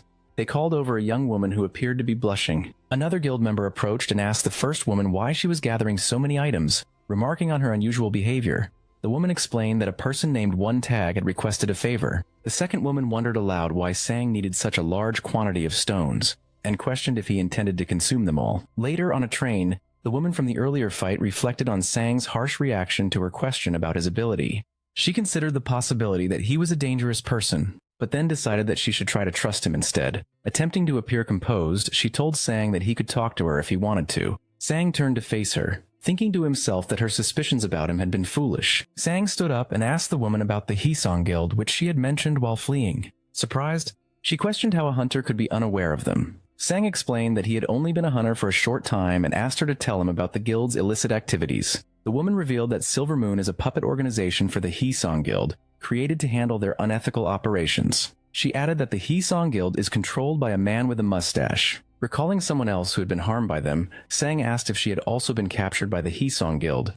The woman replied that he did not need to know that information. Having acquired the details he sought, Sang announced that he was leaving to continue hunting. The woman asked why he was departing so soon. He told her that if she did not wish to remain, she should make her way to the gate. He then turned and walked away. Sang remarked that he found her ability impressive. In response, she said that she disliked her power because it had many side effects and was designed primarily for killing. Sang then handed her Junmo's contact card. He advised her to call the agent if she was afraid of the Hisong Guild and needed a safer place to work, noting that the agent also held a strong dislike for the guild. With that, he departed to hunt monsters. As he left, Sang reflected that he should have made a greater effort to persuade her, as her poison ability could be very useful for his clones. During a subsequent fight, Sang's clone number 1 suddenly collapsed and disappeared. This was a side effect of the poison ability, which Sang recognized as a significant drawback. Once the skill cooldown period ended, he resummoned the clone, which appeared unclothed. He instructed it to get dressed, and after it was ready, he resumed hunting. Unseen by Sang, 2 large men were watching him from a distance. They appeared to be some of the hunters who had been gathering gems before he forced everyone to leave the area. Deciding to search for valuables themselves, they soon discovered a puddle of refined liquid crystal. The men discussed how a small amount of the substance was worth 100 times more than ordinary gems, and could increase a person's stats by 0.5. However, they also knew that consuming it would transform the user into a monster. One of them, a man with blonde hair, concluded that the stat boost was not worth the risk. His companion then mentioned an illegal organization called DEP, which processed these items for human use. Since DP purchased all available gems, their suppliers became very wealthy. Realizing the immense value of their discovery, the 2 men decided to return the next day to collect all of the liquid crystals. After the men closed the door and left, it immediately opened again. The woman who had been with Sang appeared in the doorway. She had been followed by one of his clones, but had managed to evade it. She began gathering all the valuable items in the room, stuffing them into her clothes. A chaotic crowd was running nearby, and she blended in with them to make her escape. The clone in the vicinity did not notice her departure. Meanwhile, Sang continued to accumulate wealth from his hunt, until he was interrupted by an incoming message. The day after being told to come to Kina's guild for a mission briefing, the men who had initially found the liquid crystal returned to the dungeon. They discovered that the crystal was gone. In response, one of the men violently grabbed a guard by the throat. Expressing frustration with the security, he demanded to know who had been allowed to enter the area. The guard explained that the only individuals who had accessed the site were Sang's group, and the people who were subsequently evacuated. But upon hearing this, the man released the guard, recalling his encounter with Sang and his companions. He internally questioned how he could possibly contend with opponents of their caliber. Meanwhile, a female character who had escaped the earlier conflict was moving through the night. She felt relief at having met Sang, believing she would not have survived otherwise. She had also managed to acquire some gems from the incident. As she stopped to examine the gems she had taken, a business card fell from her pocket. She picked it up and remembered Sang's words. He had told her that her ability was impressive and offered her a place by giving her the number on the card. Despite this, her thoughts turned critical. She dismissed Sang as an idiot and decided she would not contact him simply because he had praised her skills. At the guild meeting, Taewon began the briefing. He stated that the mission was related to Odin's Tower, a place where Team 1, which included his sister, was currently trapped. Junmo appeared confused by this information, while Sang asked for clarification on what Odin's Tower was. Taewon explained that it is a unique type of dungeon that has an entrance, but no known exit. The only link to the outside world is a being known as Mana, and communication with those inside is only possible through telepathy. He added that the only ways to leave the tower are to either complete the dungeon or use a teleportation skill. Sang considered the implications for his cloning ability, realizing he could send clones inside to gather information. He asked Taewon if this was the plan and if he was capable of carrying it out. Sang then questioned why the formidable Team 1 had not been able to escape on their own. Taewon admitted that the team had been given a means of escape before their departure. Wanta then stepped forward to provide a detailed explanation of the events that led to the team getting trapped. He recounted that 5 years prior, just before the end of the 2005 disaster, his sister had awakened a subspace storage skill. During that difficult period for humanity, her ability to store items and even people proved essential for their survival. Over the years, they overcame many dangerous situations together. His sister grew to become a fierce leader, eventually taking command of Team 1. Wanta recalled advising her that it was only safe to enter Odin's Tower with a teleporter on the team.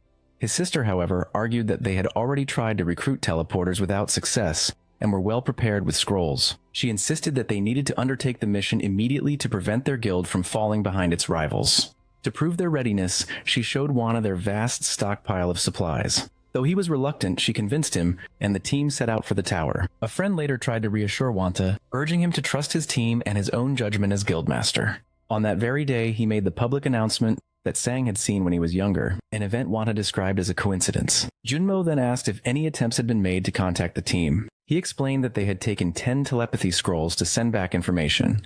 Communications proceeded as normal for the first few weeks. However, after about a month, something went wrong. In the communication tent set up at the tower's entrance, an operator was preparing a scroll to receive a message from the team, but the transmission he received was completely unexpected. Taewon continued his story about the tower, recalling the day his team used a scroll to establish contact with Team 1, who were trapped inside. He described how a teleportation portal opened next to them. When the first person emerged from the portal, he was severely wounded with major abdominal injuries and bleeding profusely from his mouth. Taewon recalled that at that moment the confidence of everyone present was completely shattered. The injured survivor then collapsed into the arms of a colleague, who immediately called for a medical team. As this happened, the portal began to show signs of collapsing. A woman in the group asked if the telepathic connection was still active, and a man confirmed that it was. She instructed him to relay a message to the team inside, warning them that a rescue party would arrive at 2 in the afternoon and that they should prepare to leave. While receiving medical attention, the wounded man apologized. He explained that a new, unknown type of monster had appeared inside the tower. Despite their best efforts, even the highest-ranked healers were unable to effectively treat his injuries. Taewon recounted that he stood by, stunned and unable to speak. The telepath then announced he would repeat the final words from the team inside the tower. He relayed their message in which they stated their belief that they had failed the mission, though they had initially thought they could succeed. They urged the rescue party not to rush, as they could still hold on for a while. Their final communication was a promise to try and return alive, no matter what happened. Taewon concluded that after this event they attempted to hire many other hunters, but no one was willing to enter the tower where only the teleporter had managed to survive. Back in the present, Taewon confirmed to Sang that he believed Sang could reach the location where the team was trapped. With this confirmation, Taewon stated he was ready to execute the rescue mission and that the guild would provide an escort to the tower's entrance. Before departing, however, they planned to make a stop at a bar called Paradise. Elsewhere, Yang, the leader of the Silver Moon Guild, was physically assaulting his subordinates. These were the men who had been tasked with imprisoning weaker individuals underground to collect stones. They tried to explain that a strange hunter, who was not registered on the Class D list, had interfered with their operation. Yang angrily questioned how they could have been defeated by a Class E hunter, and continued to beat them. He reminded them that the Hisong Guild would not wait for them forever, and ordered them to find the man and bring him to him. The Silver Moon Guild was now tasked with capturing Sang. Their leader Yang privately thought that his subordinates would likely fail. Nearby stood another man who was identified as Kang Xingxian Sion, the vice leader of the Silver Moon Guild. The following day, Sang spoke with Junmo, expressing his suspicion that Taewon had not been entirely forthcoming. He specifically questioned their true motives for wanting to clear Odin's tower. Sang mentioned that his own knowledge of the tower was limited, but he knew from the jumper George Lucas that it had already been cleared in 2012. He recalled the public's reaction at the time, with many people asking Lucas about the tower's contents and rewards. Sang recounted that George Lucas had declared Odin's tower to be empty, with only a single monster remaining inside. Lucas had stated there were no treasures or items to be found, and had advised other hunters not to risk their lives for a useless endeavor. Hearing this, Junmo offered to investigate the matter for Sang, but Sang declined, saying it was not necessary. As their conversation concluded, the agency door opened and a woman entered. It was revealed that she had been sleeping inside the building. Junmo asked for her identity, and Sang explained that he had called her to the agency. When Junmo moved closer to the woman, she drew back from him. The first thing she did was ask for food. After she finished eating, Sang handed her a number and inquired if she had come to the JM agency to work. She affirmed that she had. Junmo asked what her abilities were, to which she replied item appraisal and potion making. Sang then clarified that her potions were lethal to anyone who drank them. Sang, now with a new haircut, explained to Junmo that her deadly potions would be highly effective when used on his clones. Understanding the plan, Junmo accepted her into the agency and began to gather the necessary equipment for her to produce basic potions. With the matter settled, Sang stood up and announced his departure, stating he had more important things to do. The woman asked where he was going, assuming he was dungeon hunting. Sang corrected her, saying his purpose was different this time. In response, she tossed him some mana and strength potions. Junmo then inquired about the side effects of the potions she had given to Sang. The woman explained that the strength potion would dissolve the user's muscles, and the mana potion would cause the user to explode. Sometime later, Sang gathered his group outside. He told them it was time to leave, and motivated them with a promise of good food when they returned, which made them react with excitement. A woman was nearly finished moving a collection of jewels to the guild storage facility. As she was about to report her progress, she discovered that the location had been ransacked. Shocked at the scene, she wondered who would have the audacity to rob the YOLO guild. She then activated a detection skill, which allowed her to pinpoint the robber's location. After confirming their position, she entered a portal in pursuit. Before she could reach them, she was ambushed and violently beaten by a man named Kanjin. Kanjin apologized to her, explaining that he and his group needed the jewels, and asked his accomplice if they had secured all the items. After receiving confirmation, Kanjin ordered his team to finish their work and set the building on fire. The jewels they stole were the same ones Sang required for an upcoming mission. The scene then shifts to Iceland, where Sang and his companions arrive in a spacecraft. They stand before a portal leading to Valhalla, which is connected to Odin's tower. At the entrance, guards informed Sang that a man named Wanta was waiting for him. Sang proceeded through the portal and emerged onto a stone path in an area that resembled outer space. He was disoriented by the environment, observing that it did not look like a tower. Sang noted the extreme cold and located the guild supply depot. Inside, he found that all the jewels had been stolen and the occupants were discussing the incident. When Sang and his clones arrived, the people present greeted him with enthusiasm. They provided the clones accompanying Sang with jackets to protect them from the cold. Before the group prepared to depart, their objective was 40 kilometers from the entrance at the site where a previous team had disappeared. Sang commented that the distance was not as great as he had expected, considering it had taken the first team a month to travel that far. Wana explained that the delay was due to battles with monsters, not a shortage of supplies. He then gave Sang 3 protective scrolls for the clones. Sang distributed the scrolls to clones numbered 4, 5, and 6, stating that they were essential to his plan. Sang asked for instructions on how to use the scrolls and was told to simply tear them, as each was linked to a fixed location. A woman in the depot added that Team 1 had been scheduled to investigate a specific area at 2 p.m., and she advised Sang to search for signs of a battle there. She then asked if he had any more questions. In response, Sang asked Wanta what he would like for dinner if Sang were to return successfully with his sister.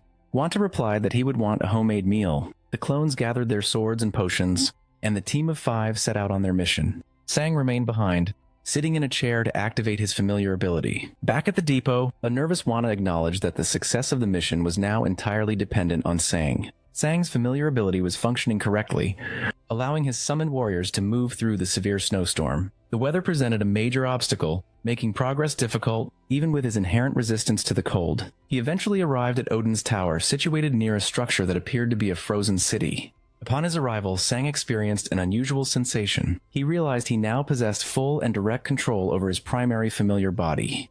This was an effect of his familiar skill reaching level 17, which had evolved the ability from simple sensory sharing to complete physical command. The new level of control was fundamentally different. Whereas he previously issued mental commands that the familiar would obey, he now felt as if he were inhabiting the body himself. Using this enhanced connection, he directed his squad of familiars to advance. As he began his mission, Sang noticed from the state of his clothes that the path behind him had vanished, making a retreat impossible. The first monster to confront him was a large ice bat. His familiars dispatched the creature with ease. Rather than engaging in combat himself, Sang remained at a distance to observe and analyze the enemies. He noted that these bats attacked in groups and were always led by a more powerful boss variant. When the bat boss appeared, Sang prepared to draw his sword, but his familiars destroyed it before he had a chance to act. After the effortless encounter, Sang and his familiars continued onward, fighting through numerous bats. They covered a distance of 13 kilometers, a quarter of the total journey more quickly than he had anticipated. Soon new monsters emerged, resembling yetis armed with clubs. Sang was well prepared, immediately firing a magic projectile that appeared to strike one in the head. He arranged his familiars in a tactical formation, with 2 fighting on the front line while 3 provided support from the rear. The battle was straightforward and the yetis were defeated without issue. The lack of any real challenge made Sang feel uneasy, but he commented to himself that his progress was perfect. Just as he was considering how well things were going, the ground beneath his familiar crumbled and gave way. In a different location, a woman in a tent asked a man named Wanta if he was certain Sang would be safe. Wanta told her not to worry. He explained that his original plan had been a small-scale infiltration to rescue a few people, with a second, larger group to follow later. However, Sang's growth rate had far exceeded all expectations. In just 6 months, his statistics had increased by nearly 20 points each, bringing his power to the level of a rank B hunter. Wanta also noted Sang's position as a CLO in the U.S. Air Force. The woman observed that this meant Sang's individual strength was equivalent to an entire rank B team, and Wanta agreed with her assessment. He added that Sang would be even stronger if the YOLO Guild warehouse raid had succeeded. The woman then stated that besides the ice golem, no other monster on the first floor should pose a threat to him.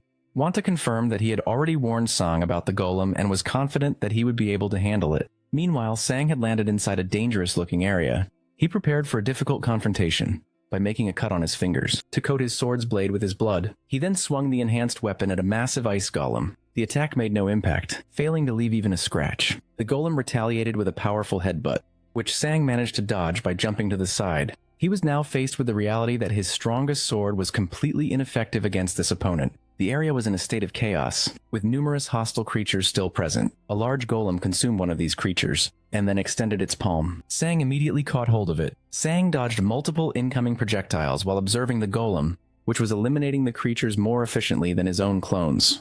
Sang found this suspicious. He recalled being warned that to defeat the golem, he must strike the yellow core located in the center of its chest. Sang considered his options, as his magic bullets failed to even scratch the core. The golem raised its arm for an overhead hammer blow, and Sang instructed his clones to evade the attack. He dodged falling debris, but was unable to avoid an incoming punch. The blow did not hit him directly. Instead, it struck and destroyed his clone, number 5. Seeing this, Sang realized he must deal with the situation quickly and considered using a teleport scroll. Formulating a plan, Sang charged toward the golem, which was now dragging the remains of the destroyed clone. Sang activated an ability in his legs as the golem attempted to bite him, narrowly avoiding being eaten. He lunged forward, just as the creature's mouth snapped shut. The remaining clones looked on with uncertainty. But Sang was revealed to be safe, outside the golem. Lying on the ground, he looked at the angered creature, and asked it if it tasted what it just swallowed. It became clear that Sang's maneuver caused the golem to ingest the teleport scroll. A brief flashback clarified Sang's strategy. As clone number 5 was being struck, Sang decided that if he could not break the core, he would teleport it away instead. The scroll activated inside the golem, creating a portal that affected only its living component.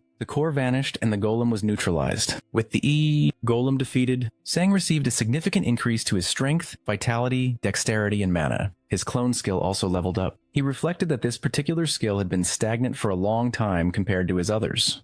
He then decided against summoning a new clone. Meanwhile, the scene shifts to a man named George Lucas, who was taking a bath. A digital assistant presented him with a list of individuals who had requested to see him that month.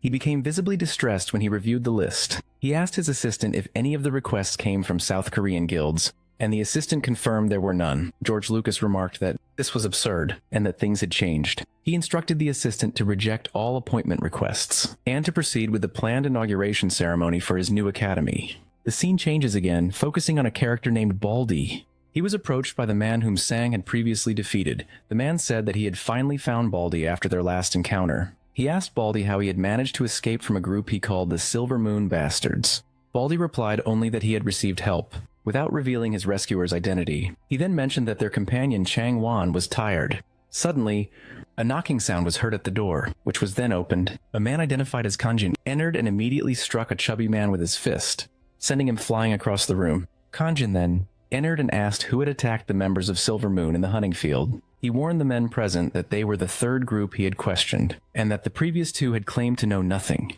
He then wondered aloud if this group would also deny having any information. The chubby man activated an ability and attempted to punch Kanjin, who blocked the attack with no effort. Kanjin stared at him, then gripped his hand and forced him to the floor. After pulling the man back to his feet, Kanjin delivered a powerful punch to his head, causing a severe and bloody injury. Seeing this, the bald man told Kanjin to stop, promising he would tell him everything he wanted to know. Kanjin feigned confusion before striking the bald man in the mouth. He told the man that he would be forced to talk one way or another and questioned why he was acting as if providing the information was a generous offer. Kanjin then asked why he was protecting the chubby man, adding that he was going to die anyway. He struck the bald man again, knocking him to the ground, and then moved to stomp on him. The man screamed for him to stop, admitting that he knew the identity of the person who attacked Silver Moon. As he begged for mercy, Kanjin stated his belief that any problem could be solved with fists. The man was about to reveal Sang's identity. The scene shifts to a frozen, icy region where Sang and his clones were traveling. Sang decided they should slow down and remain on high alert. He noted that although they had not encountered any monsters for some time, they had discovered numerous corpses. Sang considered how difficult it would be to recover the bodies from such a location, and wondered what had killed so many people. Sang asked one of his clones for their current position, and the clone confirmed they were close to their destination. He instructed them to search for any traces of battle left by an individual known as Team 1, mentioning they needed to check everything by 2 o'clock. Suddenly, a clone moved in front of Sang, intercepting a stabbing attack from an unseen assailant. A large monster then materialized before him. Sang was confused by the monster's sudden appearance, and theorized that it might possess an invisibility skill, as the only evidence of its presence had been footprints on the ground. An entire group of these creatures then surrounded them. Sang realized that these undetectable monsters were responsible for the corpses he had found earlier. He attempted to draw his dagger, but one of the creatures shoved him backward. A clone positioned behind him immediately attacked and sliced the monster. As they fought, more invisible creatures continued to appear, becoming visible only when they attacked. Sang found it strange that his clones were capable of blocking the monster's surprise attacks. He decided to relinquish control of his body to his primary clone number 1 so he could observe the fight. Number 1 drew a cursed sword. Although he appeared to be negatively affected by the weapon, he did not seem to be concerned. Sang blocked an invisible attack, then sensed another one from behind, and struck it down. He quickly determined that he could react to the monsters by listening for the sound of the wind from their blades as they swung. Sang realized it would not be simple to copy his clone's abilities, and that he still had much to learn. Meanwhile, inside the dungeon's subdimension, a member of the trapped party spoke to their captain. He noted that it was almost 2 o'clock and that they needed to assess the situation. The captain stood up and stated that she could no longer offer any words of hope. She was certain the day would be the same as before, with the sound of ice being the first thing they would hear. However, the captain then heard a different sound. Outside, Sang was attempting to understand how his clones were able to detect the monsters. The creatures did not have high statistics, but their invisibility made them a significant threat. His clones were accumulating numerous injuries from cuts and strikes, and their numbers did not appear to be diminishing. It was impossible to estimate how many enemies remained. Suddenly, a subdimension portal appeared. Sang recognized it as the location of the attack team, and immediately sent all of his clones running in that direction. From inside the portal, the captain saw a person approaching. The group's initial reaction was subdued, but some grew impressed. As the figures drew closer, the captain activated a vision skill and saw that Sang was leading the entire swarm of monsters directly toward them. As he approached, Sang shielded his eyes and announced that he had come to save them. He then asked them to save him in return. After a brief hesitation, the captain ordered her squad into action. She instructed them to help the young man, and they deployed shields and magic. A defensive dome formed as one member began an incantation. Activating a magic arrow skill, multiple powers struck the pursuing monsters as Sang continued to run. The first clone managed to get inside the dome just in time, and the rest. The rescue party collapsed to the ground. The captain then closed the entrance with her shield. The captain thanked Sang, who identified himself as being from Rescue Team 1. The party members did not seem particularly impressed. After a moment, a woman asked if he was from the Canis Guild. Sang replied that he was, explaining that he came at the request of Guildmaster Iltov. The man expressed his relief that their guild had not abandoned them. The captain then asked about the condition of Xiong Ta, the team member who had escaped. Sang confirmed that Xiong Ta was alive but had not yet regained consciousness. Sang noted her concern for her team, but interrupted to state that they needed to leave, reminding them that Ilta was waiting for their return. The woman informs Sang that they can leave as she has brought teleportation scrolls.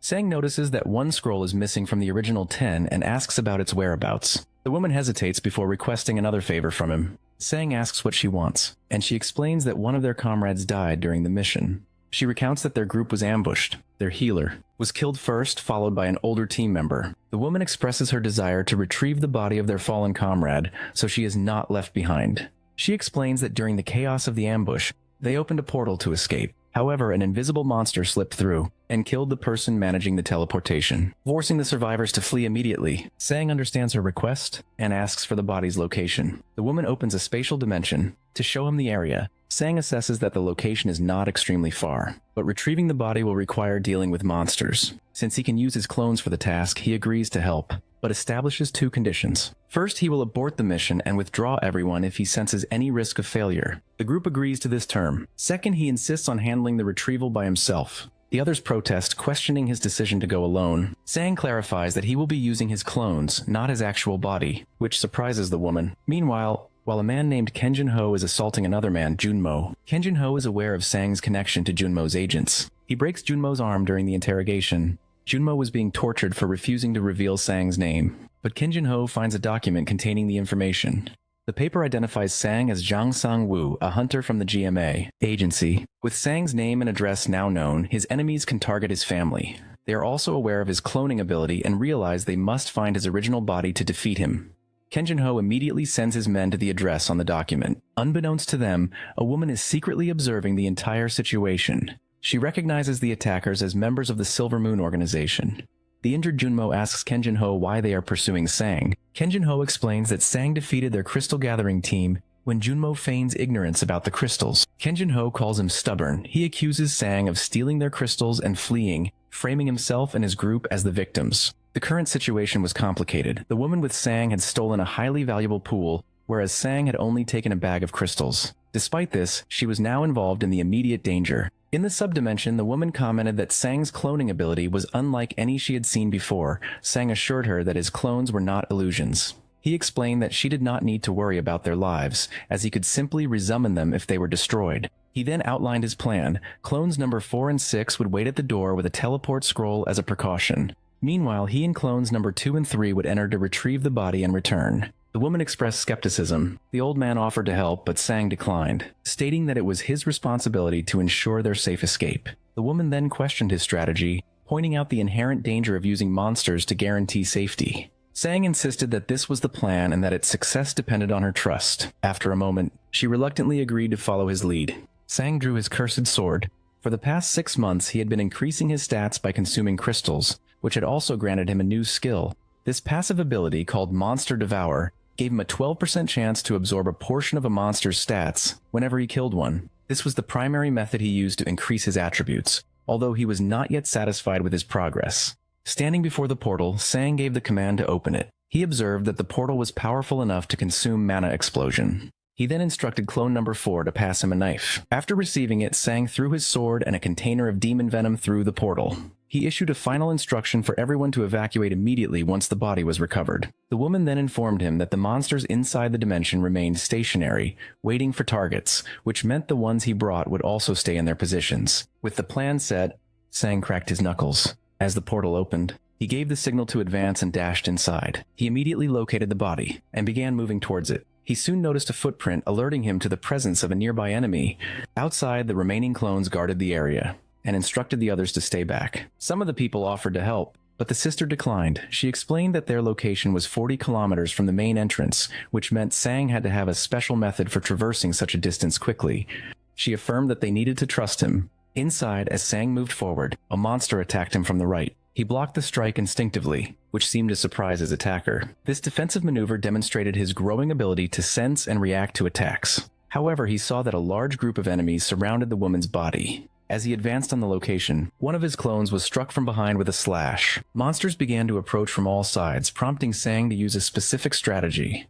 He opened a pot and consumed a potion, which significantly amplified his mana. With this boost, he fired a powerful projectile at a large corpse, an attack that effectively cleared the entire area of threats. Inside a separate location, the observers were stunned by Sang's diverse abilities, which included creating clones, wielding various weapons, and launching devastating attacks. Sang asked an injured companion if he was still able to move, and the man confirmed that he could. Sang then instructed him to retrieve a specific body as they did. Sang sensed that the corpse's mana was dangerously unstable and on the verge of exploding. The body began to disintegrate, transforming into a form of dark sorcery. Deciding to act as a decoy, Sang drew the enemy's attention. An aura materialized above him, and he was quickly surrounded. Meanwhile, 2 of his clones collected the body. Sang then shouted for his companions to flee, before stomping the ground with enough force to launch everyone into the air. The clones used this upward momentum to land ahead of the others and sprint towards a portal. The group escaped successfully, and one of the female members expressed her gratitude. After passing through the portal, the group began to cut a scroll to seal it.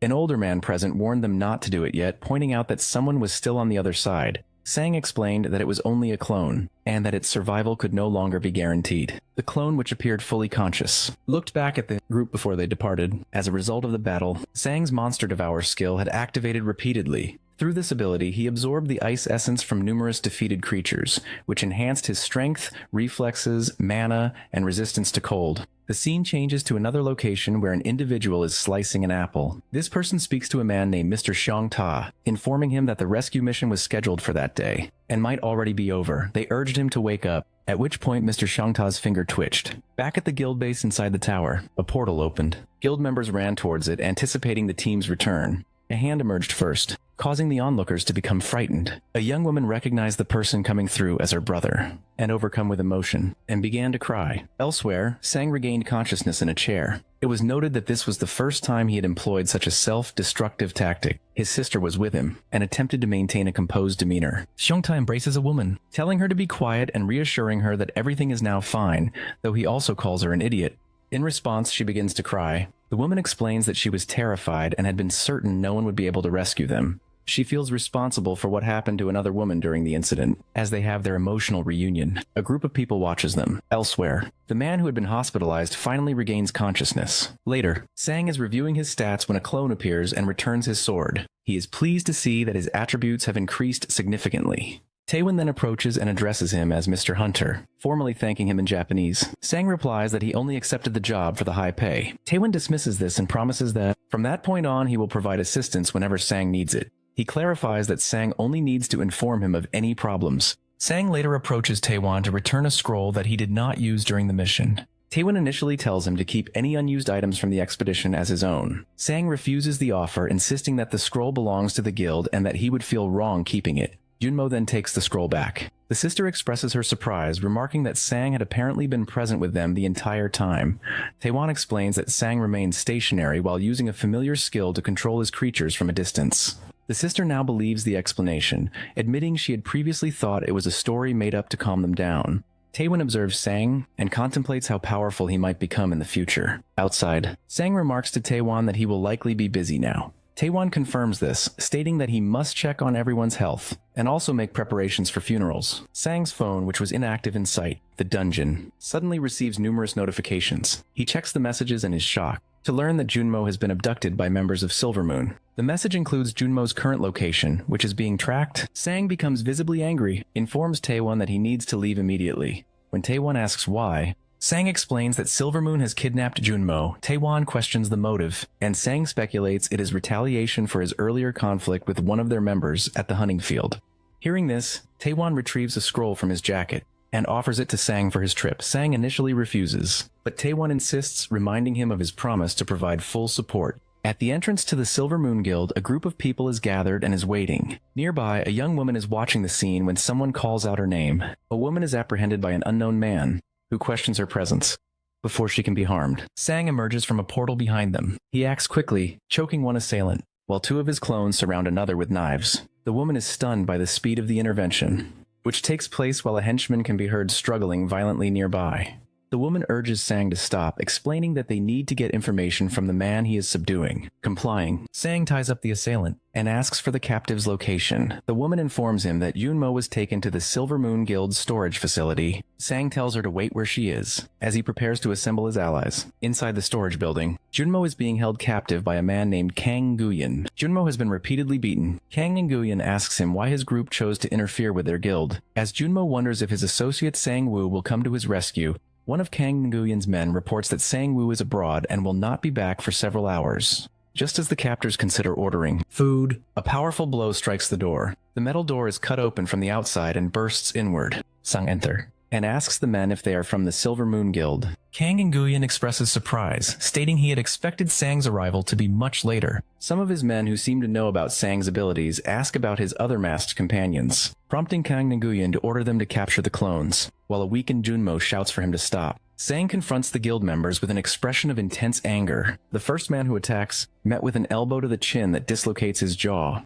followed by Sang taking his arm, when another henchman in a suit steps in to help. Sang breaks his arm as well. With all of his subordinates swiftly incapacitated on the floor, Kang Nguyen calls them useless. He observes that Sang defeated them all without moving from his initial position. Kang Nguyen calls for a pause, stating that he wants to ask a question as a precaution. He then asks Sang where he has hidden the crystals. Sang seems confused by the question, recalling only that he had picked up some ordinary stones. He warns Kang Nguyen that he has crossed a line and that the conflict will not end peacefully. Kang Nguyen retorts that Sang is the arrogant one, revealing that he investigated Sang's office and acknowledges his physical strength. Based on the ease with which he defeated the henchman, Kang Nguyen estimates Sang to be at least a B-class hunter with high stats. Kang Nguyen continues his analysis, mocking Sang for having what he considers a useless cloning skill, despite his impressive stats. He speculates that Sang's only other ability must be a concentrated attack. Kang Nguyen claims this weakness explains why Sang associated with a low-tier agency,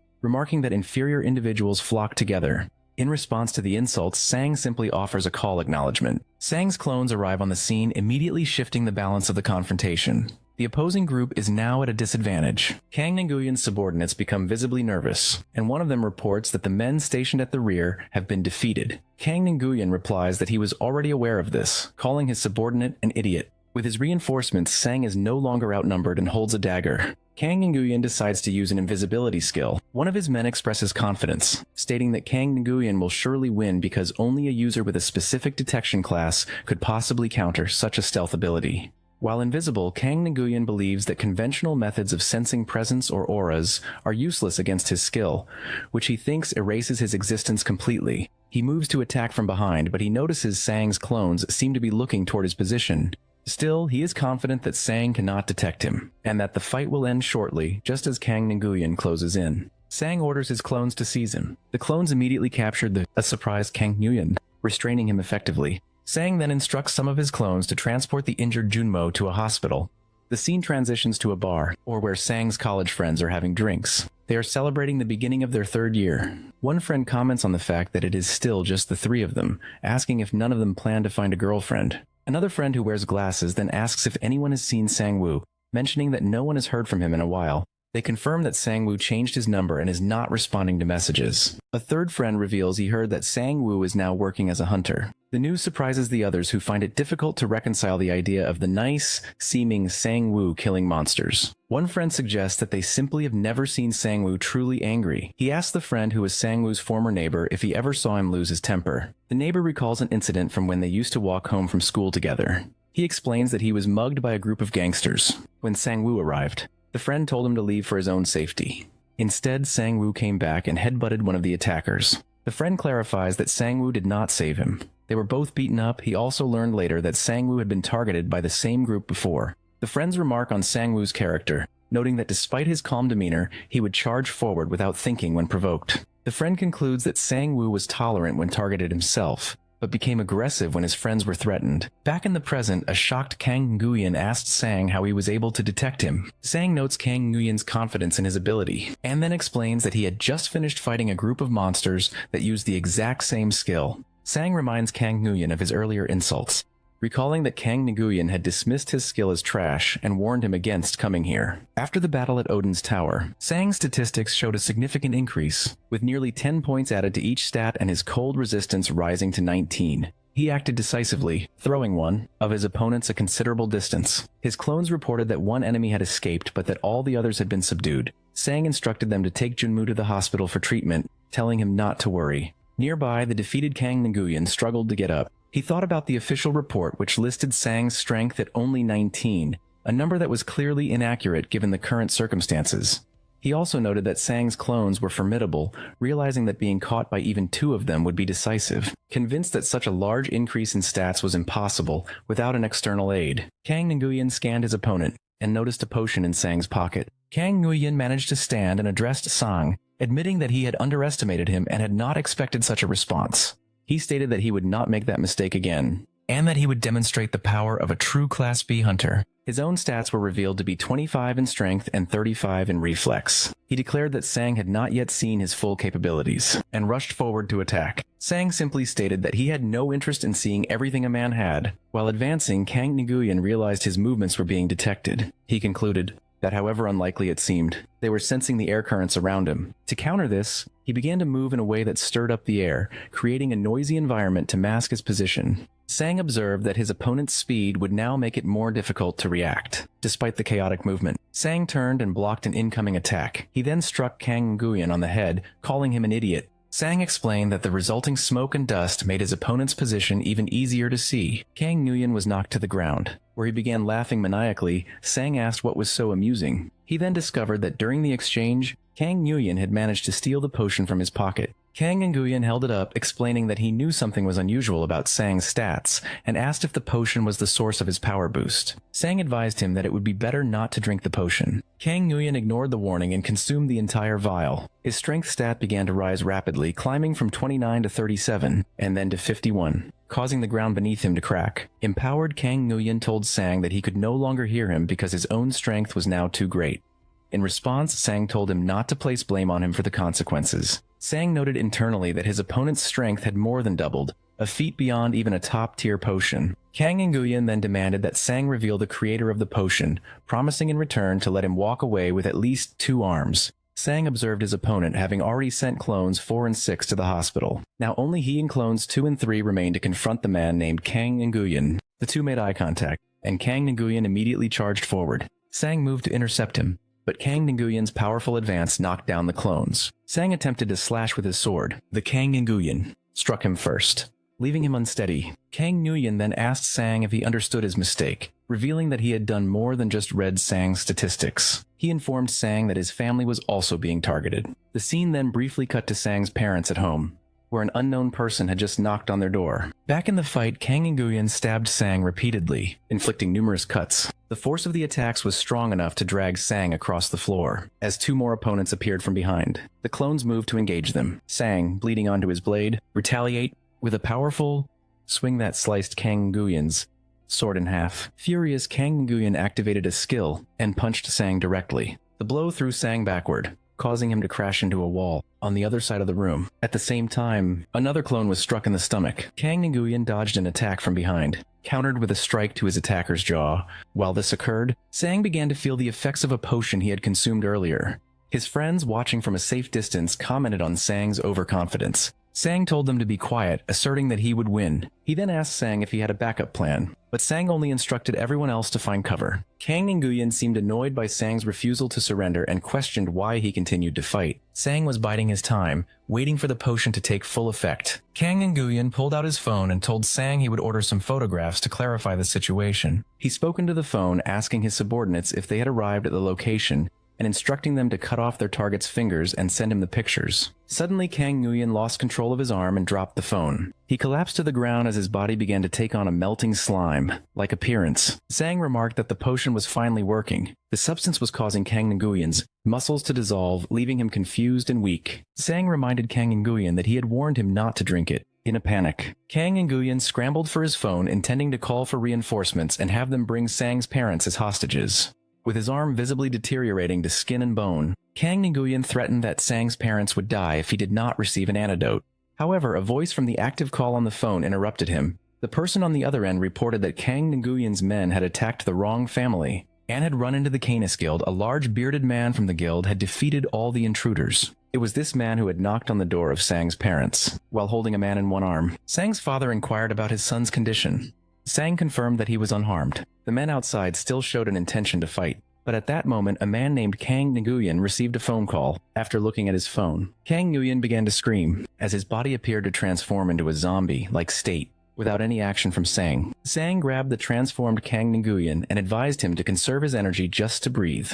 He then seized Kang Nguyen's arm and warned him never to touch anyone he cared about. Concluding the confrontation, a woman nearby watched the scene in shock. Sometime later, Sang went to the hospital to speak with Junmo. Since visiting hours were over, he entered the room through the window. Junmo noticed blood on Sang's face and asked what had happened. Sang explained that he was fine due to his regeneration ability, and warned Junmo that the group known as Silver Moon was not finished with them yet. He then asked Junmo for his opinion on whether he should undergo a re-evaluation for his hunter ranking. Junmo agreed, noting that Sang's rank had already increased after the portal incident, but he had not completed any official reclassification tests since then.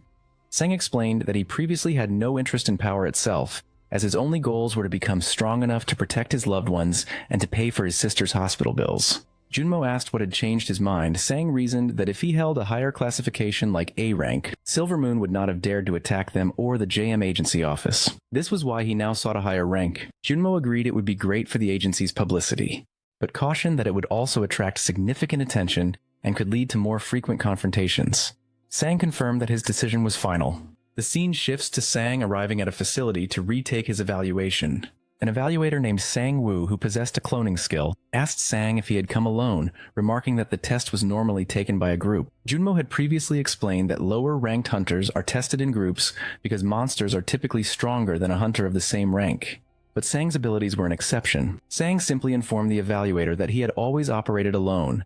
Sang Woo explained that to be re-ranked, Sang needed to kill a monster, one classification above his own, and submit proof to the association. Sang asked if it was possible to skip the DC and B rank tests at once. The evaluator denied the request, stating that a hunter can only register for the test immediately above their current rank. Sang then asked for his assigned monster. The evaluator told him to kill a fishman, warning that its skin was extremely tough and impervious to bullets. After receiving the assignment, Sang walked to a chair, sat down, and began looking at his phone. 2 hours later, Sang Woo saw that Sang had not left for the hunt, and wondered if he was serious about the test. At that moment, Sang stood up and walked back to the evaluator's desk. Sang Woo asked if he wanted to cancel the test. Sang replied that he had already hunted the monster. When the evaluator asked for clarification, Sang confirmed that he had killed the fishman and had already submitted the proof. Sang requested to be registered as a Class D hunter. The association employee was skeptical, pointing out that Sang had been sitting in front of him drinking coffee and that it was impossible for him to have completed the prerequisite hunt.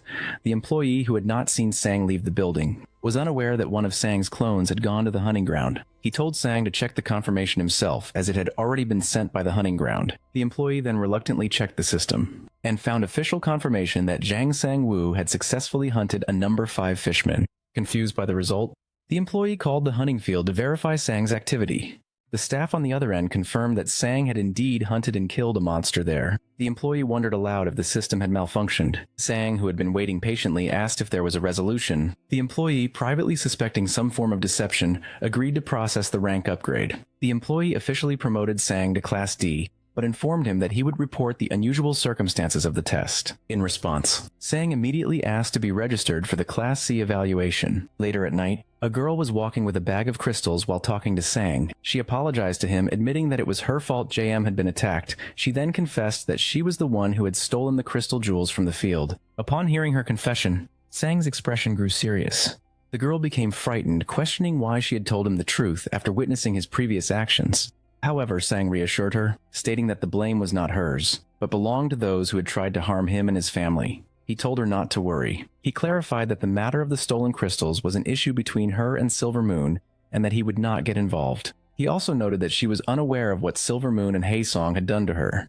The girl, trembling, put on her hat, thanked him, and quickly ran away. Back at the Hunter Association, the same employee informed Sang that he had passed the evaluations for both Class C and Class B.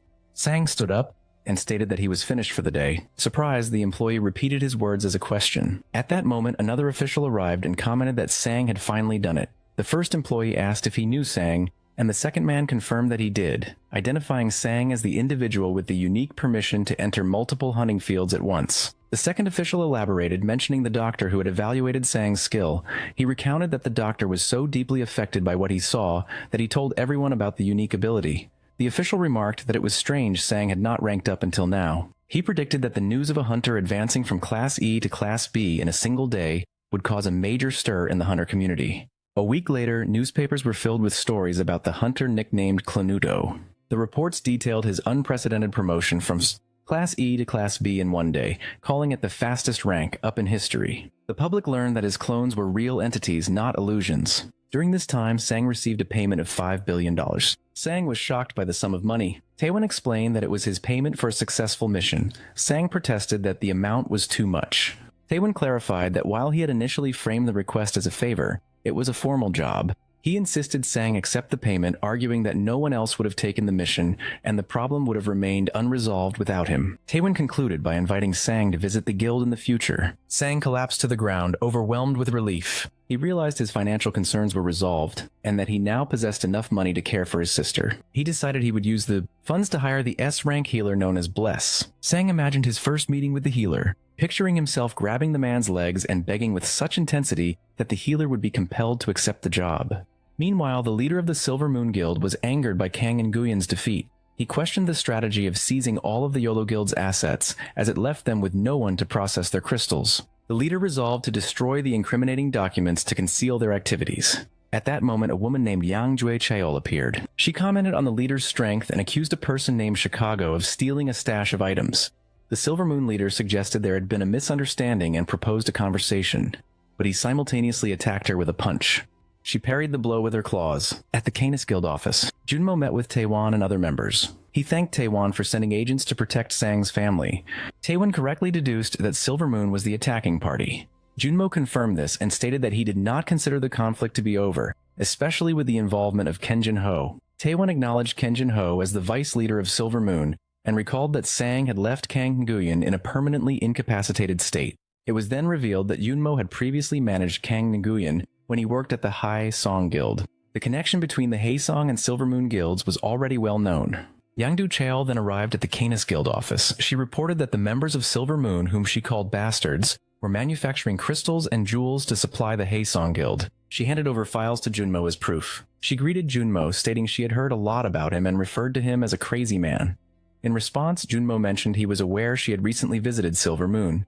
She confirmed she had been there briefly to retrieve some items. Taewon asked for clarification about a term he heard. DRP Yangju Chaeol explained it was a body-enhancing drug made from the jewels, and that the Haesong Guild was heavily involved in its production, indicating the substance was extremely dangerous. The narration then provided historical context about the hunter profession. The occupation was legalized only after the end of a major catastrophe. Governmental systems were put in place to manage hunting fields with soldiers, tax hunting profits, and officially purchase monster byproducts. While this framework made the job seem stable, not all hunters agreed with the new regulations. A group of hunters opposed mandatory identity registration and hunting restrictions.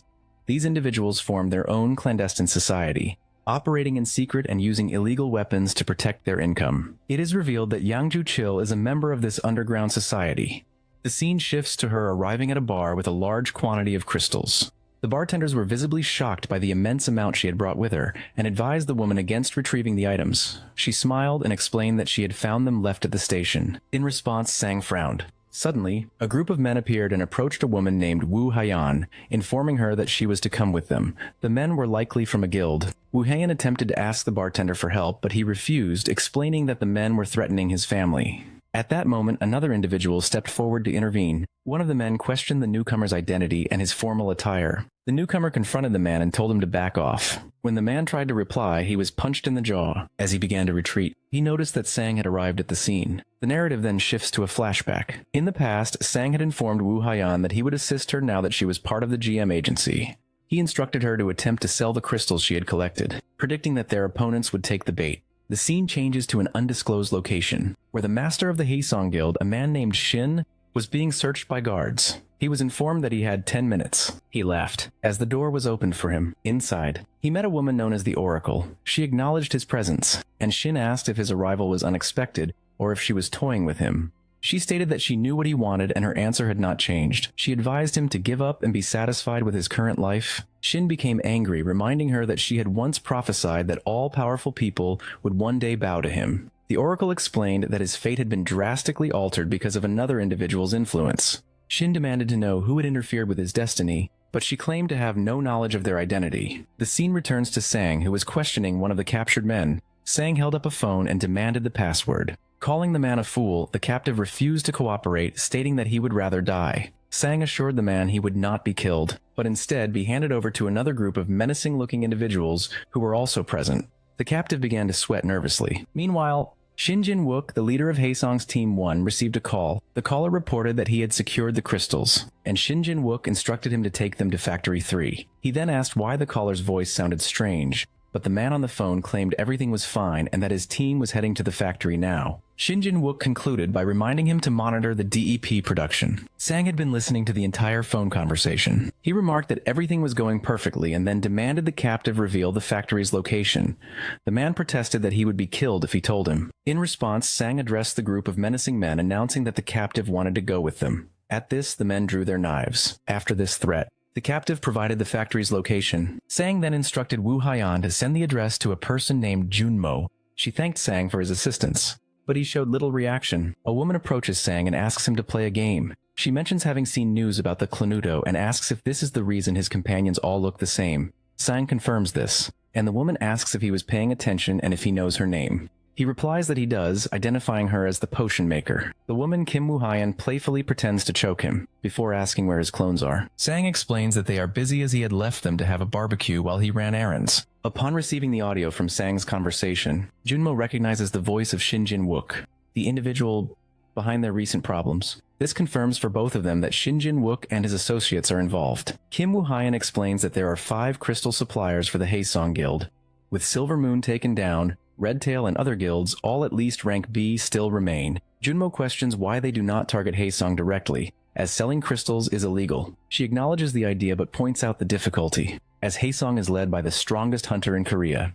Wanta advises Junmo to be cautious and avoid walking alone. Junmo agrees and says he will also warn Sunwoo. Taewon remarks that Sunwoo likely does not need such a warning, as it seems improbable that anyone could successfully kidnap him. Junmo then sends a message to Sang confirming that the material is a component for a drug called DP. He tells Kim Woo-hyan to remain at the office until the situation is resolved. She asks if the office trashed by Silvermoon has already been repaired. Sang replies that she will be surprised when she sees the new office. Junmo arrives to show Kim Woo-hyan the new extensively renovated office, which now includes new meeting rooms and a fully equipped laboratory specifically for her. Junmo also points out that there are rooms in the back where she can stay if needed. As she reacts to the offer, Junmo receives a phone call, and his expression changes drastically. The call was to inform him of an emergency at the hospital, requiring Sang's immediate presence. Meanwhile, in Silvermoon's storage room, a man stands over a pool of blood on the floor and calls for someone to come out. A slime-like entity emerges from the ground, followed by several masked figures. The man asks for the location of Yangju Chil, who he is told is being held in the basement of the Yahello Guild. The masked figure confirms that everything, including the crystals, was taken, and that their enemies seem to know the location of the factory, likely due to Sang's investigation. The lead figure then hands vials to his subordinate, instructing him on who to use them on. He states that if his enemies want the drug, he will give it to them, even in its unperfected state. In the Yahello Guild basement, Yangju Chil is still tied up. when the slime creature appears. The creature holds a syringe containing the drug and injects the substance into Yang's neck. Elsewhere, Wanta and a female companion are walking, discussing their plan to extract information from Yang. She teases him, suggesting he is only accompanying her to prevent her from being kidnapped. Suddenly, she smells something burning and notices a large amount of smoke. Both of them begin to run toward the source. Amidst a fire, a transformed monster is discovered. Nearby, an injured civilian is found on the ground. When questioned, the man explains that a monster had appeared in the basement and that the Class B squad was unable to defeat it. This information suggests the creature is at least a rank A monster. A woman on the scene wonders how the monster appeared without a portal.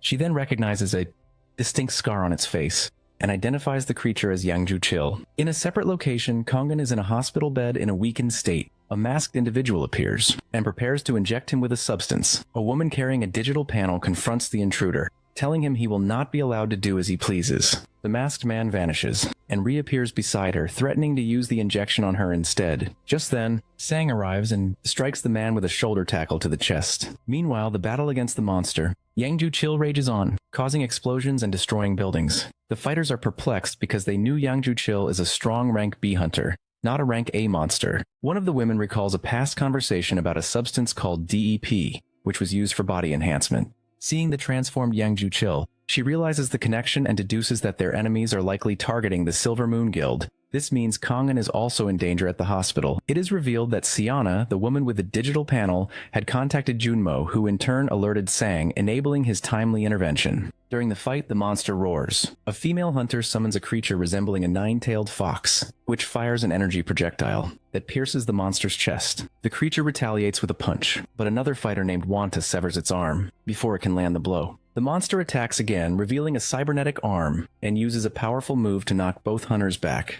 They recognize the technique as one of Yangju Chill's signature attacks, confirming his identity. Suddenly, an older man wielding a flaming sword appears and strikes the monster. He is identified as Agen, the leader of the Soul Guild. He approaches the two fighters and demands that Wana explain the monster's origin. Back at the hospital, Sang tells the masked man that only doctors are permitted to use needles. He then attacks, but the man blocks the blow. The masked man asks Sang how he knew he was there. Sang's female companion attempts to attack with fire, but the intruder nullifies her power with a simple hand gesture. Sang then attacks from above with a powerful kick that sends the man flying and breaks his arm. Afterwards, Sang and his companion stand facing their opponent. A girl thanks Sang for his quick arrival. The masked man, observing Sang's power and the appearance of his clones, remarks that he now understands how Kanjin was defeated. The clones, larger in stature than before, glare at the masked man.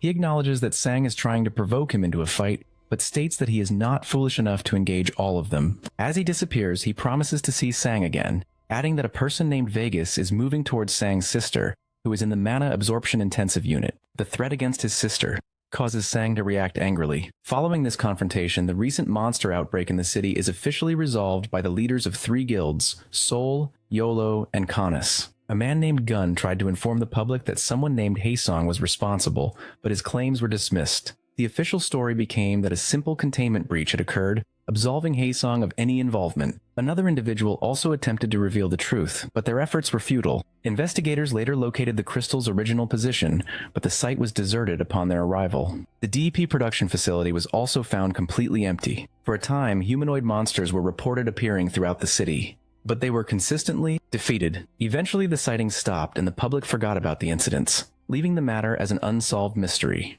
Sometime later, Sang speaks with Junmo, stating that they need a bodyguard. He explains that he has been considering this since the Silver Moon incident, deciding that safety must be prioritized over hunting efficiency. Junmo correctly assumes Sang plans to use his clones for this task. Sang confirms this is the only viable option as he lacks the funds to hire a hunter powerful enough for the job, needing to save money for his sister's treatment by an S-rank hunter. Sang details his plan for the clones. One will guard his parents at home, two will remain at the hospital with his sister, and a fourth will be stationed at Junmo's agency.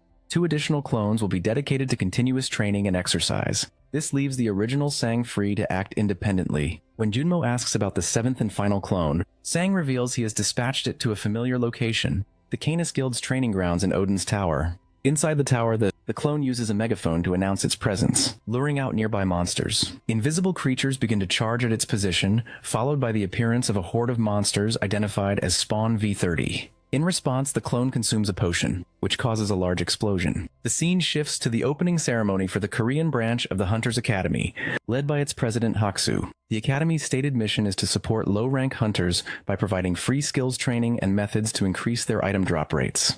It is open to all hunters regardless of rank or talent, offering them the chance to train with veterans. The Academy also promises that the student with the best performance at the end of the year will receive an elixir, though its properties are not specified. Meanwhile, at the Chiam Agency's private gym, Sang and his clones continue their training. Sang struggles with his training as the 250-kilogram dumbbells he uses are no longer sufficient to increase his strength. He is unable to find heavier weights for purchase, such as 1-ton dumbbells. While watching television, Sang sees a broadcast about the opening of a new academy branch. He dismisses it as insignificant until the announcers reveal the grand prize, a legendary elixir highly sought after by hunters around the world. Although he is unaware of the elixir's specific properties, Sang's interest is immediately captured. The broadcast shows the Hunters Academy, a grand institution designed to look like a European castle. Its motto promises that any student can learn new skills and overcome their weaknesses by trusting in the academy system. Feeling skeptical, Sang asks his acquaintance Yunmo if the elixir prize is real. Junmo confirms that it is, explaining that the academy is offering it to attract applicants from every country.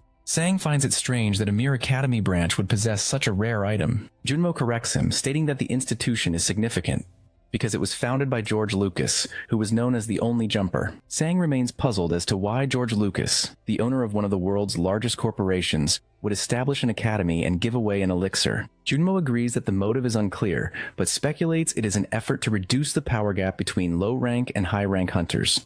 By improving the abilities of average hunters, they could reduce casualties during monster-related incidents. Junmo also adds that the academy seems to prefer applicants with weaker skills. Hearing this, Sang regrets having worked to raise his rank so quickly. However, Junmo reassures him that he may still qualify for admission based on other criteria. Junmo then points out that Sang's low-quality skills are an advantage. His main abilities, Strong Strike and Magic Bullet, are both F rank, whereas a typical B rank hunter would have around 70 skills of various grades. Sang has managed to advance using only his base stats and his clones. Patting him on the shoulder, Junmo tells Sang that his lack of quality skills makes him a guaranteed candidate for admission.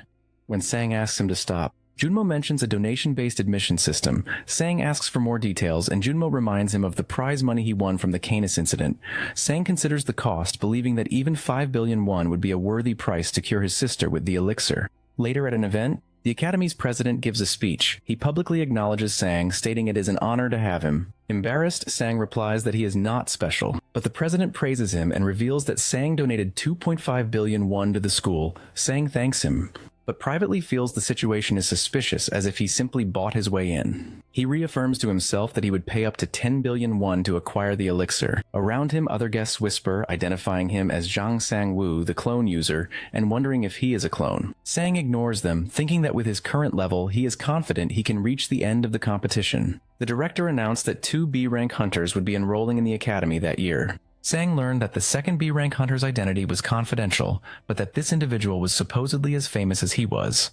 Sang immediately recognized this new student as competition for the elixir he intended to acquire. During the orientation, Professor Kang Hee-suk was introduced as the instructor for a class called Basic Food Magic. Since it was the first day, no formal classes were held. Sang was curious about the other B-rank hunter, but remained focused on his goal. Later, a student announced a welcoming party for the new students at Bargorium. Sang decided to attend, thinking it would be a good opportunity to identify his competitor. At the bar, Sang found the venue to be very crowded. He was quickly surrounded by other students, particularly a group of women who recognized him. They asked if he was the clone user who had killed the monster, expressing their admiration for his accomplishments. They then asked him to demonstrate his ability by creating a clone. Sang declined, stating that his clones were currently occupied with a mission. He used the opportunity to ask the students if they knew the identity of the other B-rank hunter. They were unaware of any other B-ranker enrolling and said that online news had only mentioned Sang's admission. Sang concluded that the other student was deliberately keeping a low profile and was probably not at the party. Deciding to leave, he announced his departure to the group. The female students urged him to stay and offered him a large alcoholic beverage. Sang consumed the entire drink, thanking them, and left the bar, leaving the others surprised. Due to his poison resistance, the alcohol had no effect on him. As he walked, he reflected on how his life had become more serious, leaving little time for socializing as he had with friends in the past. While on his way, an individual in a cap approached to ask for directions to the student party. Sang provided the directions and mentioned that the event was still in progress. The person asked why he was leaving so early. Sang explained he was heading home because he didn't know anyone there. He then recognized the person's voice, just as she asked if he would like to have a drink with her. The person was Yan, a former student of his. She confirmed that he should recognize her. Sang asked why she was at the academy, and she revealed that she was also a new student. He questioned if this meant she had failed the university entrance exam he had helped her study for.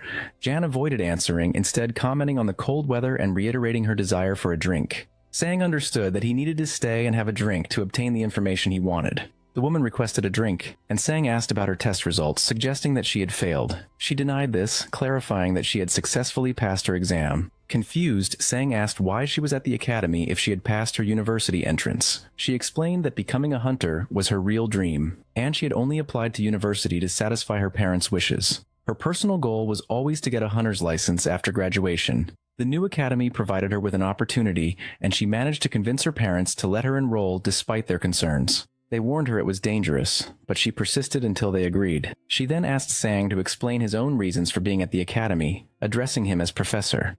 An embarrassed Sang told her to stop using that title as he no longer held that role. The woman pointed out that since they had enrolled at the same time, he was not her senior, and she playfully called him a different nickname. She noted his discomfort, and then told him to look at her. After they consumed several alcoholic drinks, the woman became intoxicated. She requested another beverage, but Sang told her to stop.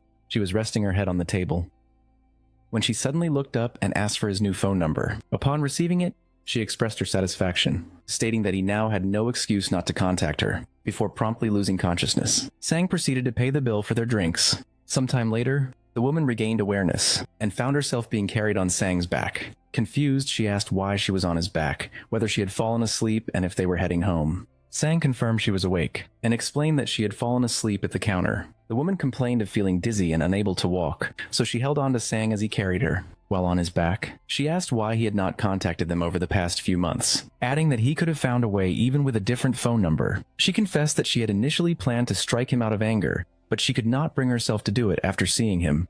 She concluded by saying she had enjoyed their time together. Sang replied that he had a specific goal to accomplish, which was his reason for enrolling in the academy. He confirmed that he had also enjoyed himself, calling it the best day he had experienced in the last 6 months, and noting that the night was still young.